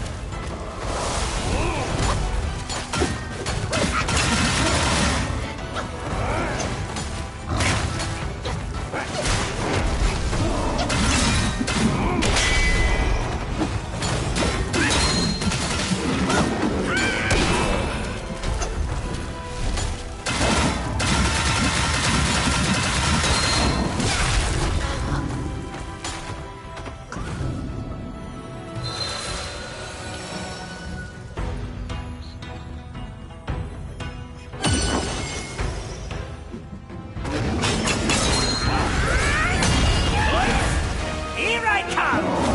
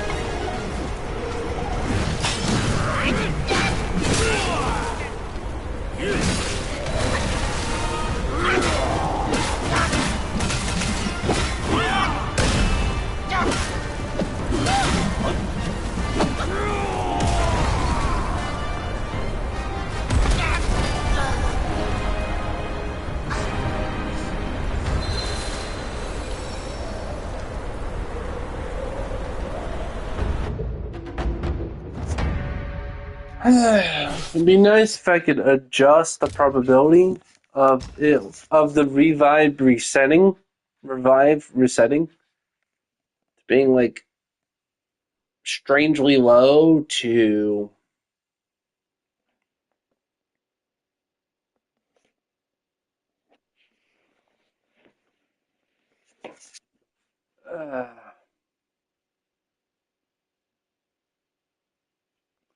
like 100%.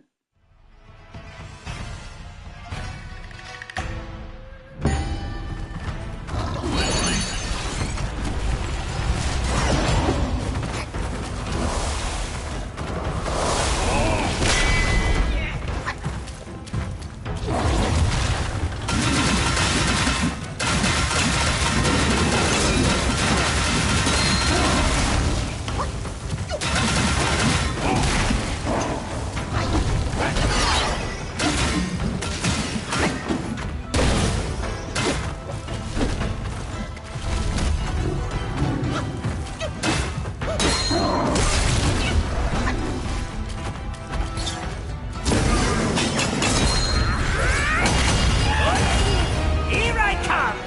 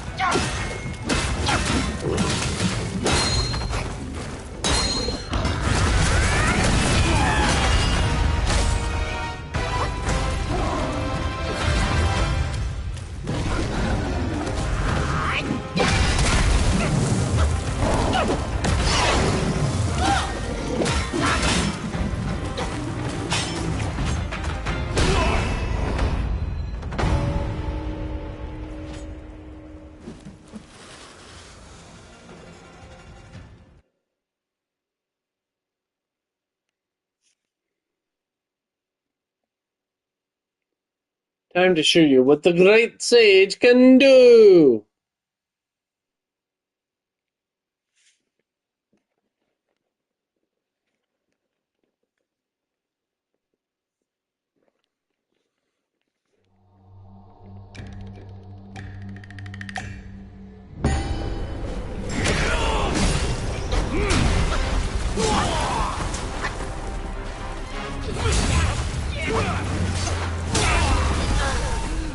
Well, of course.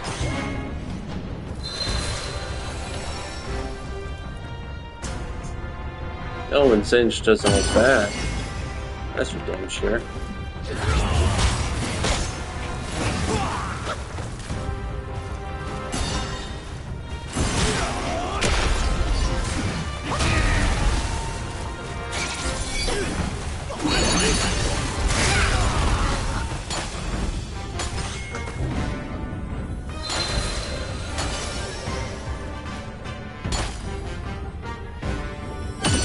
Okay, you've made it clear I'm not supposed to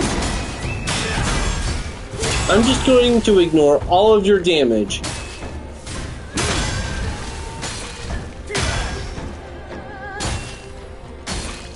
You all tuckered out?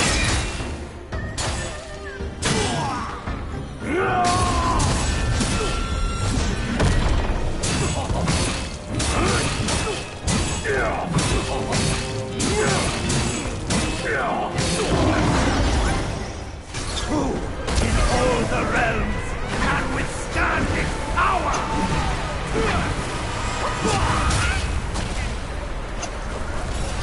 Let the dust soar!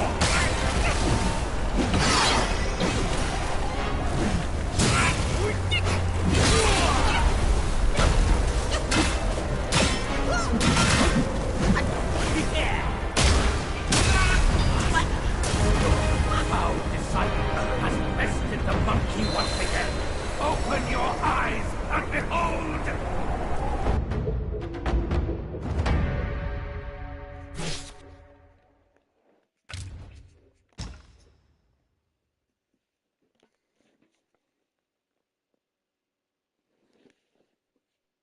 Hmm.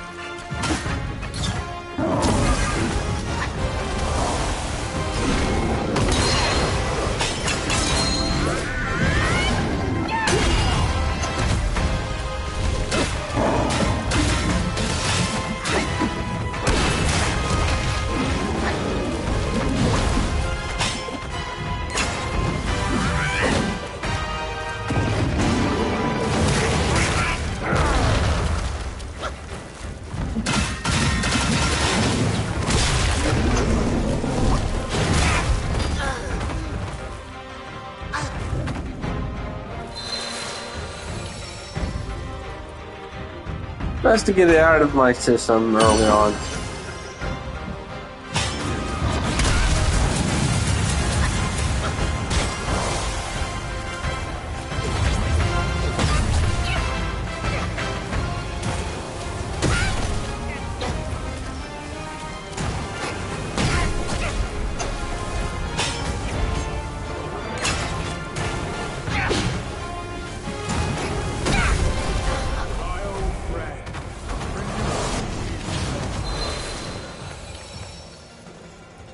Be nice if the challenge just gave me infinite revives, and it only counted how many times I died per opponent.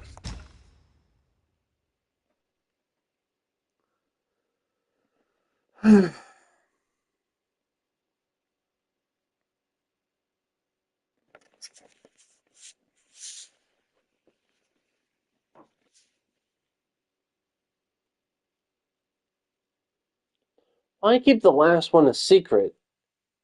Is it like spoilers?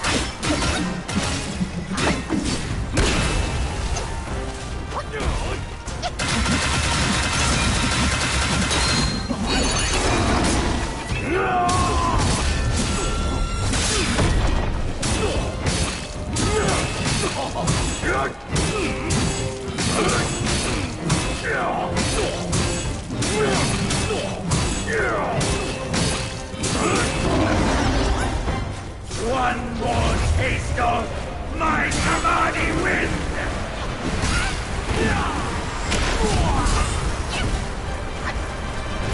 Let the wind chill!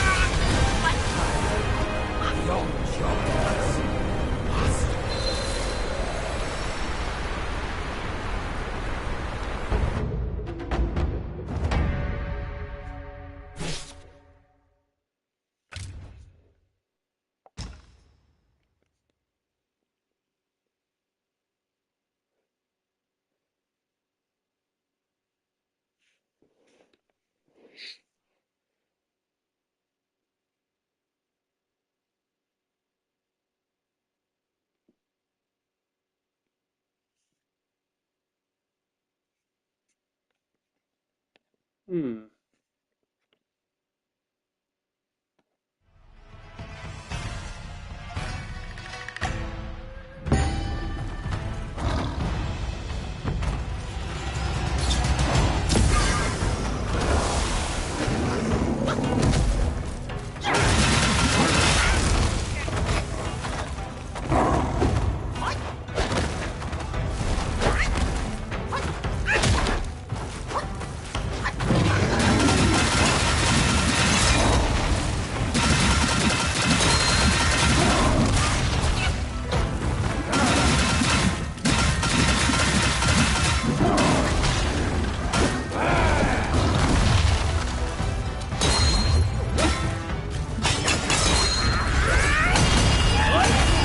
Here I come!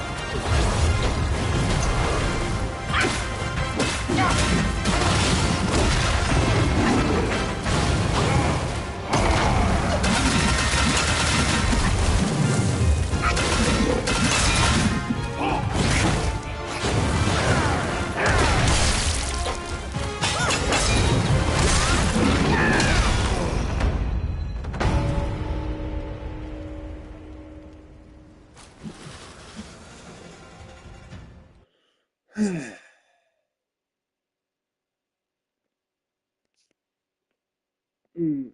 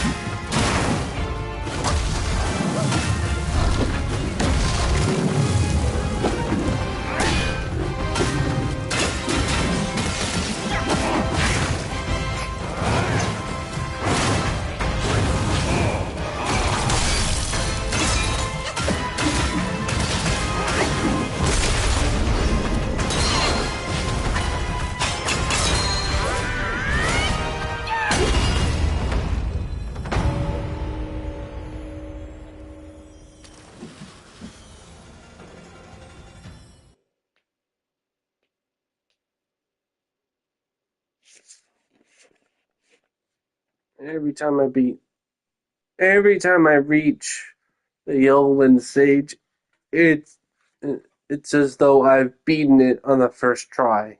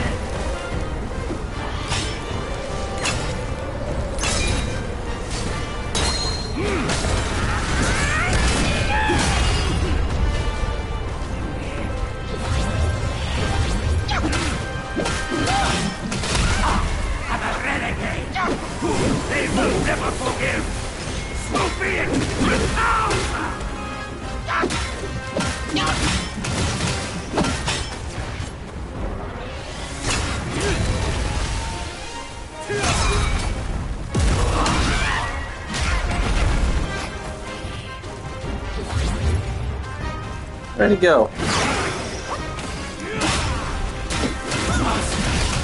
You still recall it?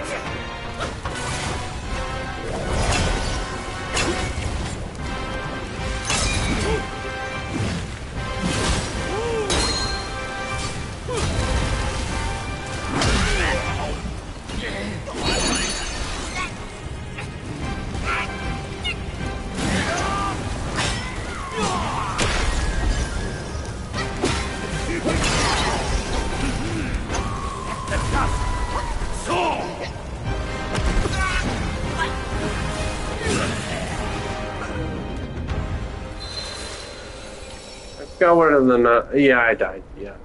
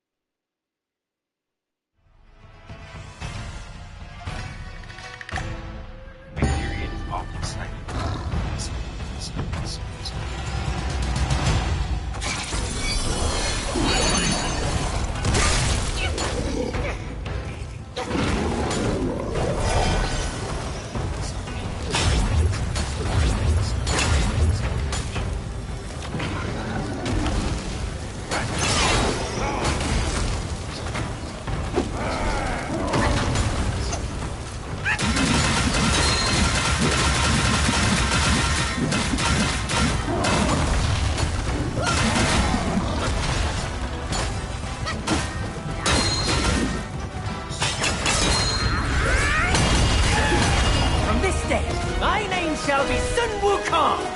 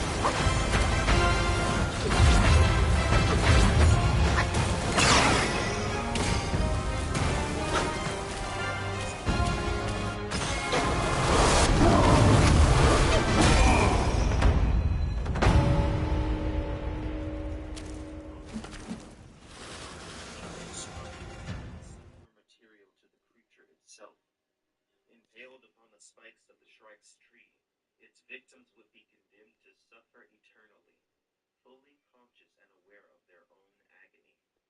The Shrike's victims could potentially number in the millions. The Shrike had the power to move through the void which binds in order to travel through time and space. Travel in. That's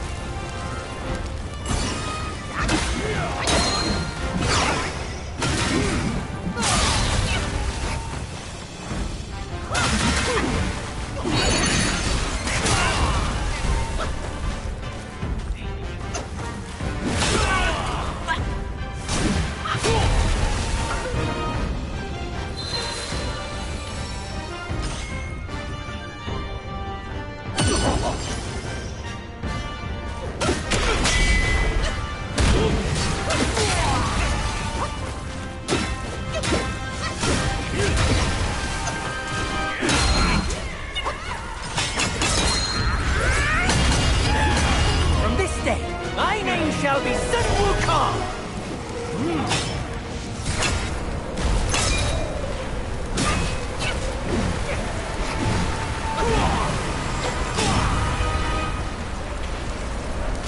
Let the wind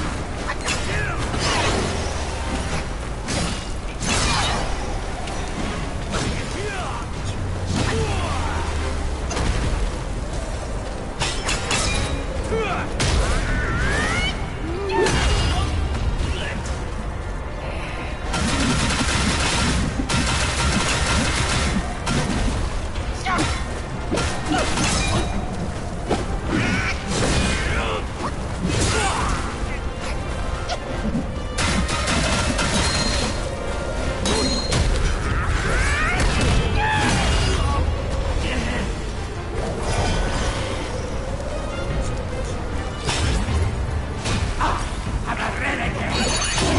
They will never forget! So be it!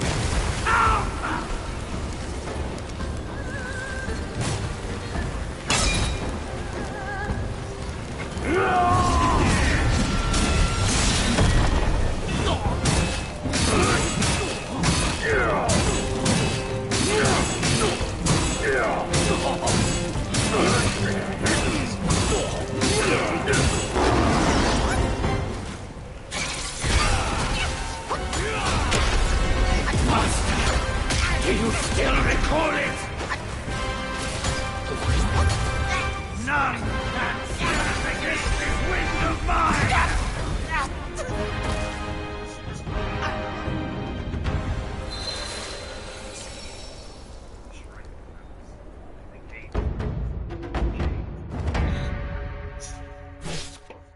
The time tunes lay in the valley. A low obelisk glowed softly. A stone sphinx seemed to absorb the light. A complex structure of twisted pylons threw shadows onto itself. Other tombs were silhouettes against the rising sun. Each of the tombs had a door, and each door was open. Kasad knew that they had been open when the first explorers discovered the tombs, and that the structures were empty. More than 3 centuries of searching for hidden rooms, tombs, vaults, and secrets had been fruitless. Time tombs emanated an anti-entropic field, which created temporal distortions called the time tides. There was a new update for Black Myth Wukong, and I had to jump back into the game. The update delivers new weapons, armor, and much more. But some of these rewards are locked behind new tough challenges. The Gauntlet of Legends. I just completed all of these last night and thought I'd share with you the method I used to breeze through them all. So, let's jump into the build. I'm using the full Bull King armor set for increased defense. Equip the Dark Iron Staff to get a nice boost to your attack, as this weapon's attack increases based on your defense. For the Relic, equip the Wind Tail This helps in damage reduction, and activating it further reduces damage taken by, I think, around 60% or so. Set your spirit to Earth Rakshasa to even further damage reduction. As for the curious, this is what I'm going with. Since I am on New Game Plus 3, I have 5 slots. But if you have 3 slots, make sure to have the Bushan Sensor, Jade Moon Rabbit, and Gold Stun Crow equipped, as these will help with damage reduction. Equip the this gourd, for all your drinking needs. Upon consumption, it goes empty, but after every 30 seconds, it replenishes. Not from the time that you use the gourd, but just generally after every 30 seconds. So the Bushan Sensor equipped with this helps a lot. For my drink, I do not have a fully leveled up Jade Dew, so I'm going with the 1 level down Monkey Brew. My soaps are 2 Laurel Buds and Iron Pellet for more damage reduction and uninterrupted attacks. I'll also be using medicine to increase my defense, attack, and to resist the fire and thunder banes. This is how I set up my sparks. I have more, but these are all you need to make the challenge super easy. If you want to level up to get the required number of sparks, I'll leave a link to the video in the description. As for the spells, we need Spellbinder and Life-Saving Strength. So the Relic Holders is the final challenge of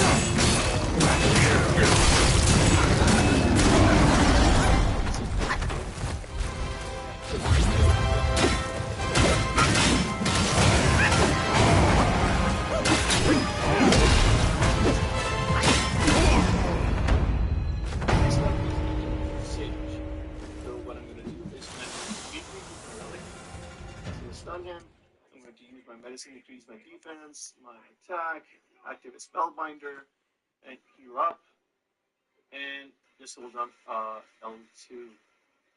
As you can see, what I'm doing again is the same thing, trying to build up as quickly as I possibly can my focus points. Once at 4, just going to do a pillar stance and wham. The reason I'm using pillar stance is because most of the bosses hit low, and this negates the damage. This basically reduces the damage, or in some cases, just makes it invisible. Continue on the offense.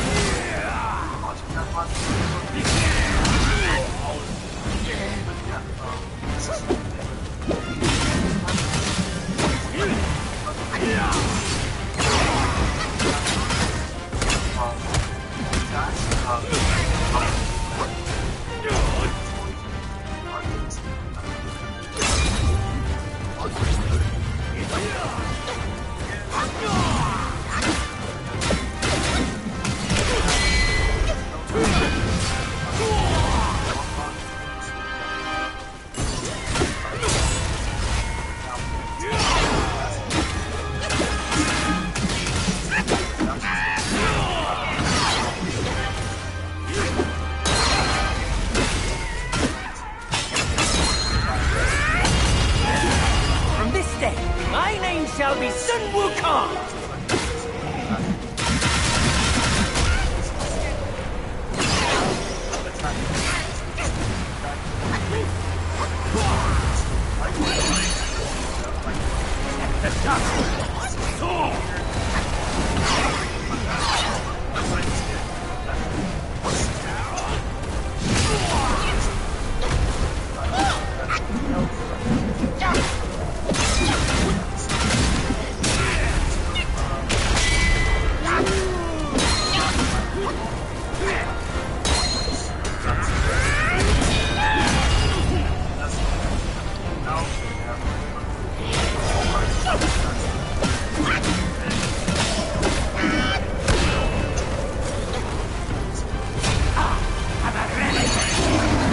They will never forgive! So be it! Now!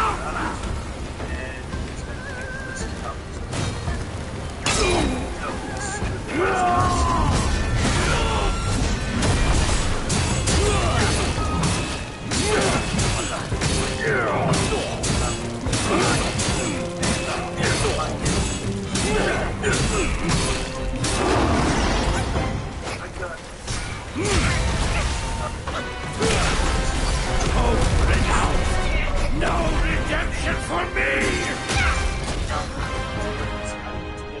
Oh yeah, I died. Just assume I already died. Just continue on the offense. If you take damage, and like I said, less than 50% of the low, you can heal up then. And just avoid him when he goes underground. He's going to pop back up. And bam. I'm going to use my focus points to attack him. Moving close, and just continue building on his focus points. The reason we're building up our focus points is because at half HP, he's going to go into a second phase. And I've already got my Relic back as well, which is super sweet. So I'm going to use my attack again. That's below 15 HP. Now he's going to go into a second phase. So just run around, make sure you don't get hit. So I'm going to keep my distance and use my medicines again. Defense, attack, and to negate Thunder Bane, I'm going to eat the other medicine as well. I'm going to move close and start attacking again. I need those focus points. Once the cutscene starts, just hold down the X button to skip. We're going to move in close and continue our offense. Attack as much as we... Okay, that was bad, but no worries. I have my heal, so I can heal up again. So yeah, well, I get hit. I get focus points, so that's nice. That's nice. So just heal up again, moving close, attack. In the second phase, your basically stamina is depleted, and I guess all of your other stuff is affected as well. Like you roll half as further as you possibly can. The reach of your attacks is, I guess everything is like down by half. So just continue attacking, heal when necessary, when you feel like your HP is below 50% or so, and then just continue attacking. And that's it. Number 4 down. I'm trying to give some tips in between, so yeah, apologies if like I'm not exactly telling you what I'm doing in the heat of the moment, but yeah, I guess the video helps you to understand that as well. Yeah, let me know in the comments below if you find this build to be super effective, if it's really working out for you or not. But yeah, this build really helped me a lot. I experimented with it. The other thing is that we have the resurrection spell as well. Super nice. Alright, this way. We're going to move in close and use our relic. Super important because that negates his attack. I'm going to use my shield. I'm going to use my medicine. Attack. Defense. And I'm going to also use the one for fire damage. Spellbinder, moving close. Come close. There we go. Attack. Just continue attacking. Build up your focus points. And then once you have 4, wham! If necessary, going close and continue attacking. he tends to run around a lot, so just make sure you're doing that. Well, at this stage, you can dodge away, but I'd rather attack him. Continue attacking. Okay, my HP is going pretty low. Do a heavy attack and continue attacking. Hopefully my core fills up. It's taking a little longer, so I'm just going to maintain some distance. Try to avoid him as much as I can. Okay, my core is there. Heal up. Going to go in close and do some sort of attacks where possible. Self-refinement is the way to make gold. My pills are reliable, but be wiser than relying solely on them. And I'm about to die, so I can either die and resurrect, or I can go into the menu and medicine. Life-saving pill. Wait, that's a thing? That's a thing you can do? No shame in taking the pills. And wham, that's it. Whew, that was a close call. But yeah, I just thought I'd show you that, you don't necessarily have to die, and you do have more medicine that you can consume. And the life-saving pill actually did save my life. So, Chapter 5 boss is down. So this is the final boss, Erlang Shen. Yep, was a nice surprise. So, this boss has two phases. The first phase is pretty easy, but it gets super nasty in the second phase. So, I'm going to do a little bit different this time. What I'm going to do is, okay, my health, I'm going to heal up. Wait, what? Avoid this attack, dodge, create some distance, use some medicine, again, defense, attack, and then go on the offense. Okay, Spellbinder. I'm not going to use my Spellbinder in case you're wondering why I'm not doing so, because that's for second phase. Build up 3 focus points, close, L2, 4 focus points, distance. Yeah, this guy hits like a truck. I'm going to heal up again, and bam. Moving close, hold down L2. I need the focus points. Okay, yeah, that hit like a truck again. No worries. I have 3 focus points. I'm going to use them and get some health back. Dodge wherever you can, moving close, continue attacking, and crazy. That's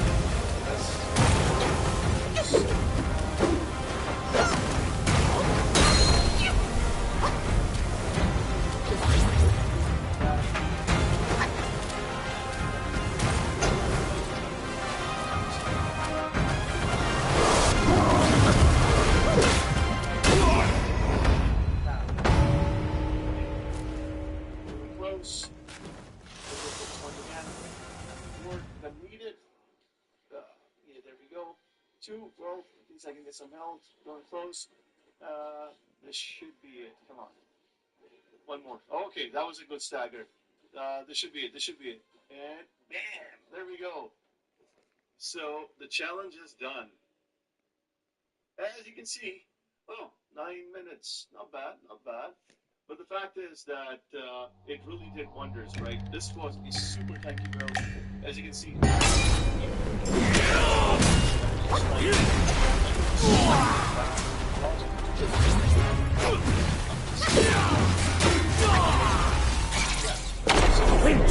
How is it yours to use?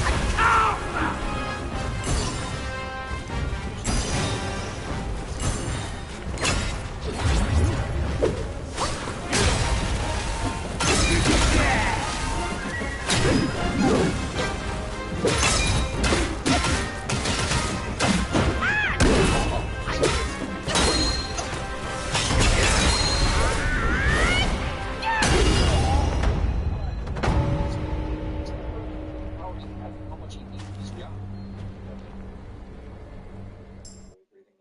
Reach William Fickner is a vibe. Now, if you will excuse me, I have to not speak to people any longer.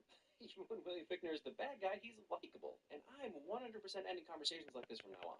I've made some jokes already, but I wouldn't call this universe subtle, but to be fair, Max could be like attaching the arms of the robot that they used to break his arm, but the point still lands. Magnamora continuing the tradition of badass underground rebels in The Destined One, what a glorious name they bestowed on you!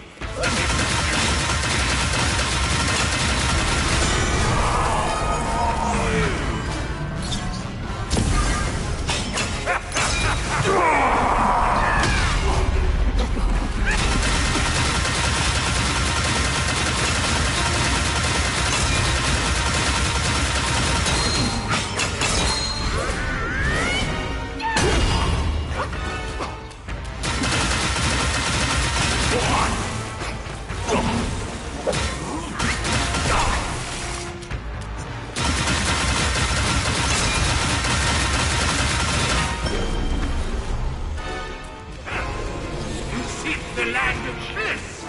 There is only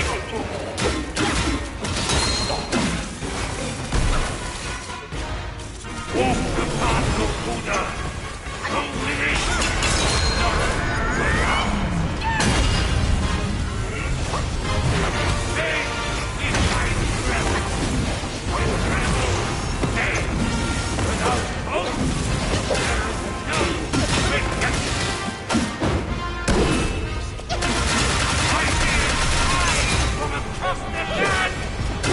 Oh, yeah.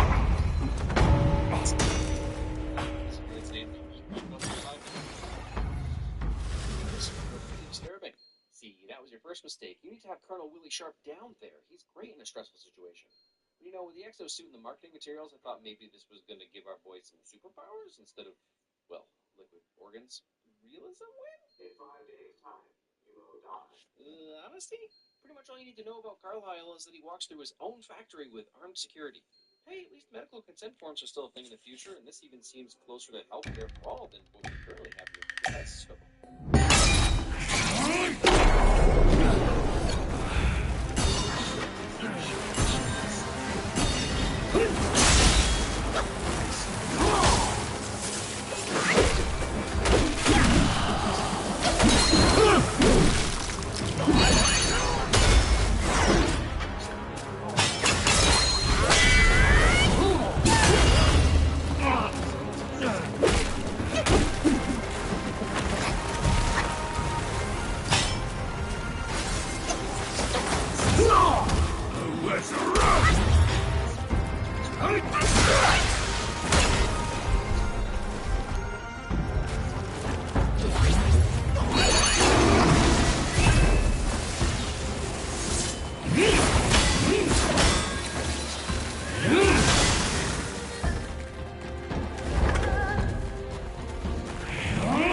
Step closer. There's another strike to bear.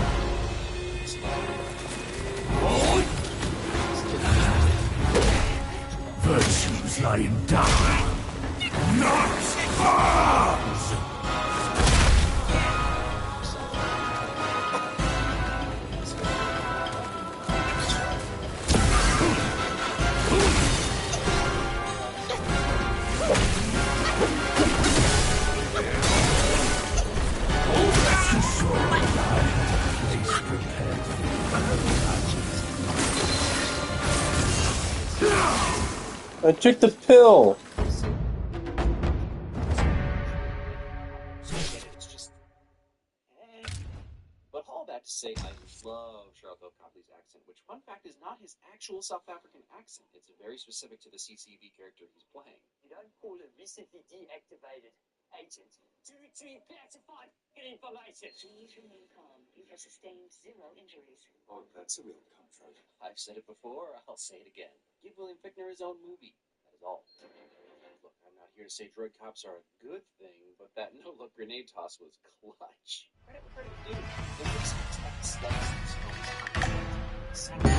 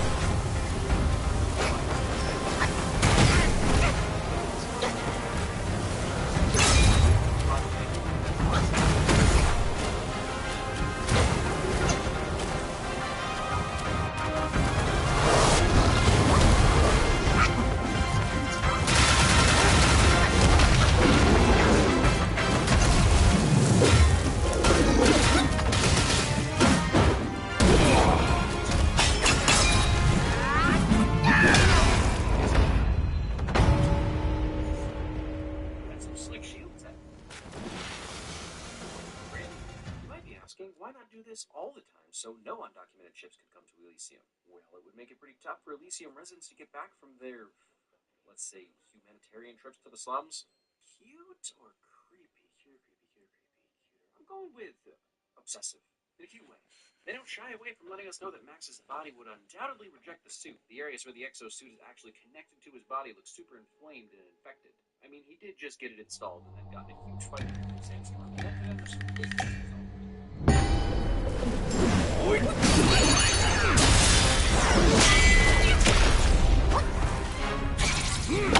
My wind may be tameable. My trident is not!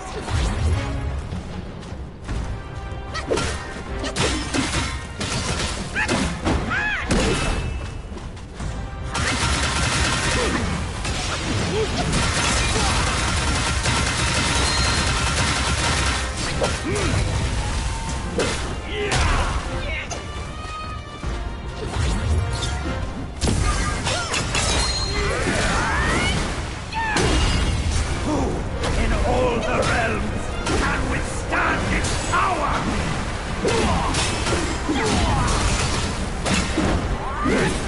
Let the wind chill!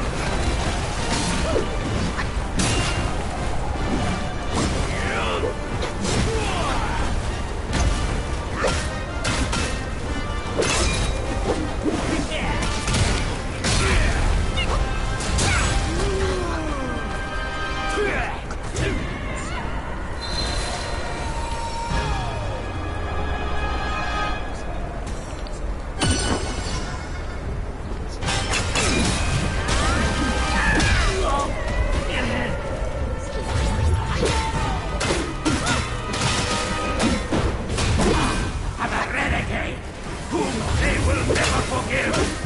So be it!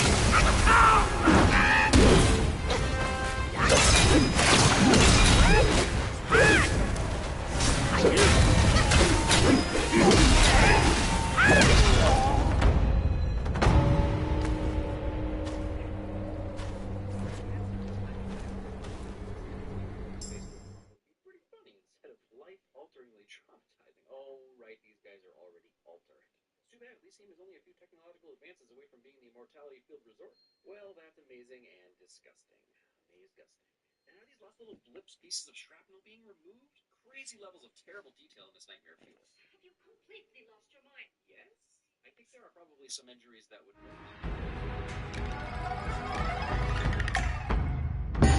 Craving slaughter without end will be your undoing. Only through lust can you sleep. I shall meet you in combat, devoid of any relics, to see who prevails.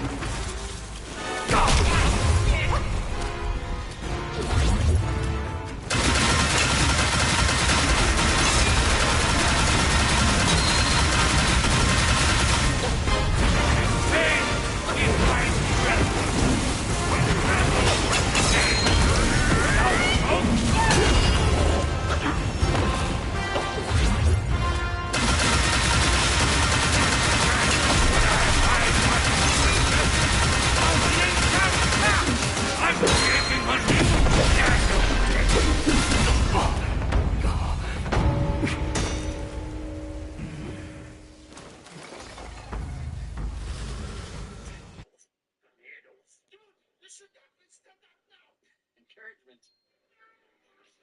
Get you a friend like Spider. Okay, now you're messing with me. The same thing happens to Henry Rollins' Spider and Johnny Mnemonic. Do we need to know everything great about Johnny Mnemonic? I mean, this is the year. It takes place in 2021. Vote below, and also be sure to write some hurtful things you can't take back about how I haven't done the Snyder Cut. Yet. Jesus.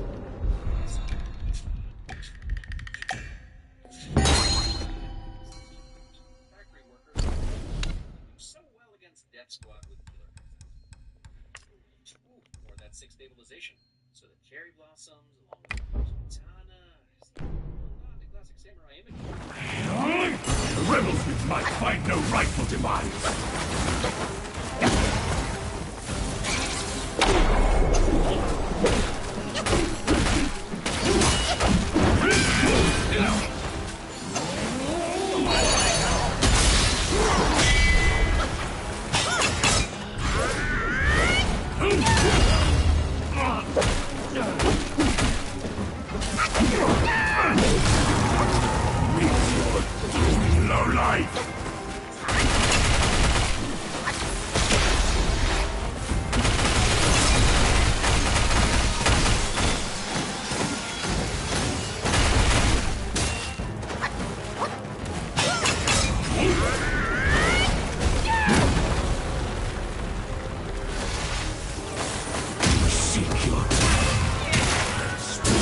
On your way!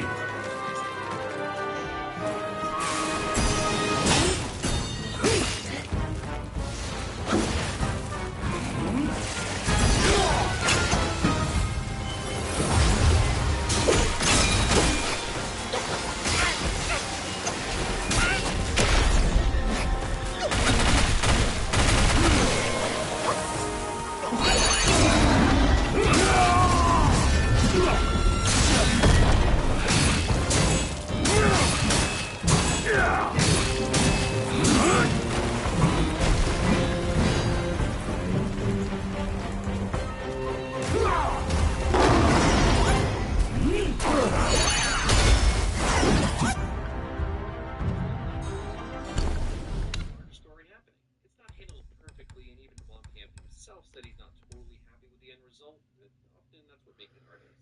The worst critique of the film is that it's just about rich versus poor, when it actually goes out of its way to not do that. As we said, Delacour dies without ceremony. She never even interacts with the main good guys because her entire evil plan has nothing to do with poor people. She's trying to seize power in her little castle. Sure, the Fours with the computers are trying to wreck her pool party, but she gets killed by her own guy before she even knows what's up. For me, this film is more about the system that ensures inequality and lack of access to resources and the lengths people will go to get access. The factory floor boss isn't some maniacal master. empty souls. Indifferent otherwise, to whom all people are dead. Supremacy of Kulon stands behind me.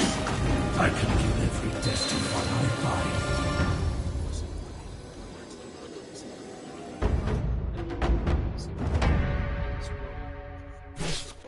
Years later, when this unfathomable wealth discrepancy is projected out a century and a half, I mean, we will have at least one trillionaire long before 2154, like within this decade, and most likely several trillionaires, because if there's one thing wealth buys you, it's more wealth. I also don't think they'll build a $100 trillion space station. No, I think they'll buy $500 million yachts or like maybe a mountain to set up their estate to avoid the rising seas and wildfires. But even if you want to say there is no climate catastrophe coming, even if everything will continue as it is now, is it possible that still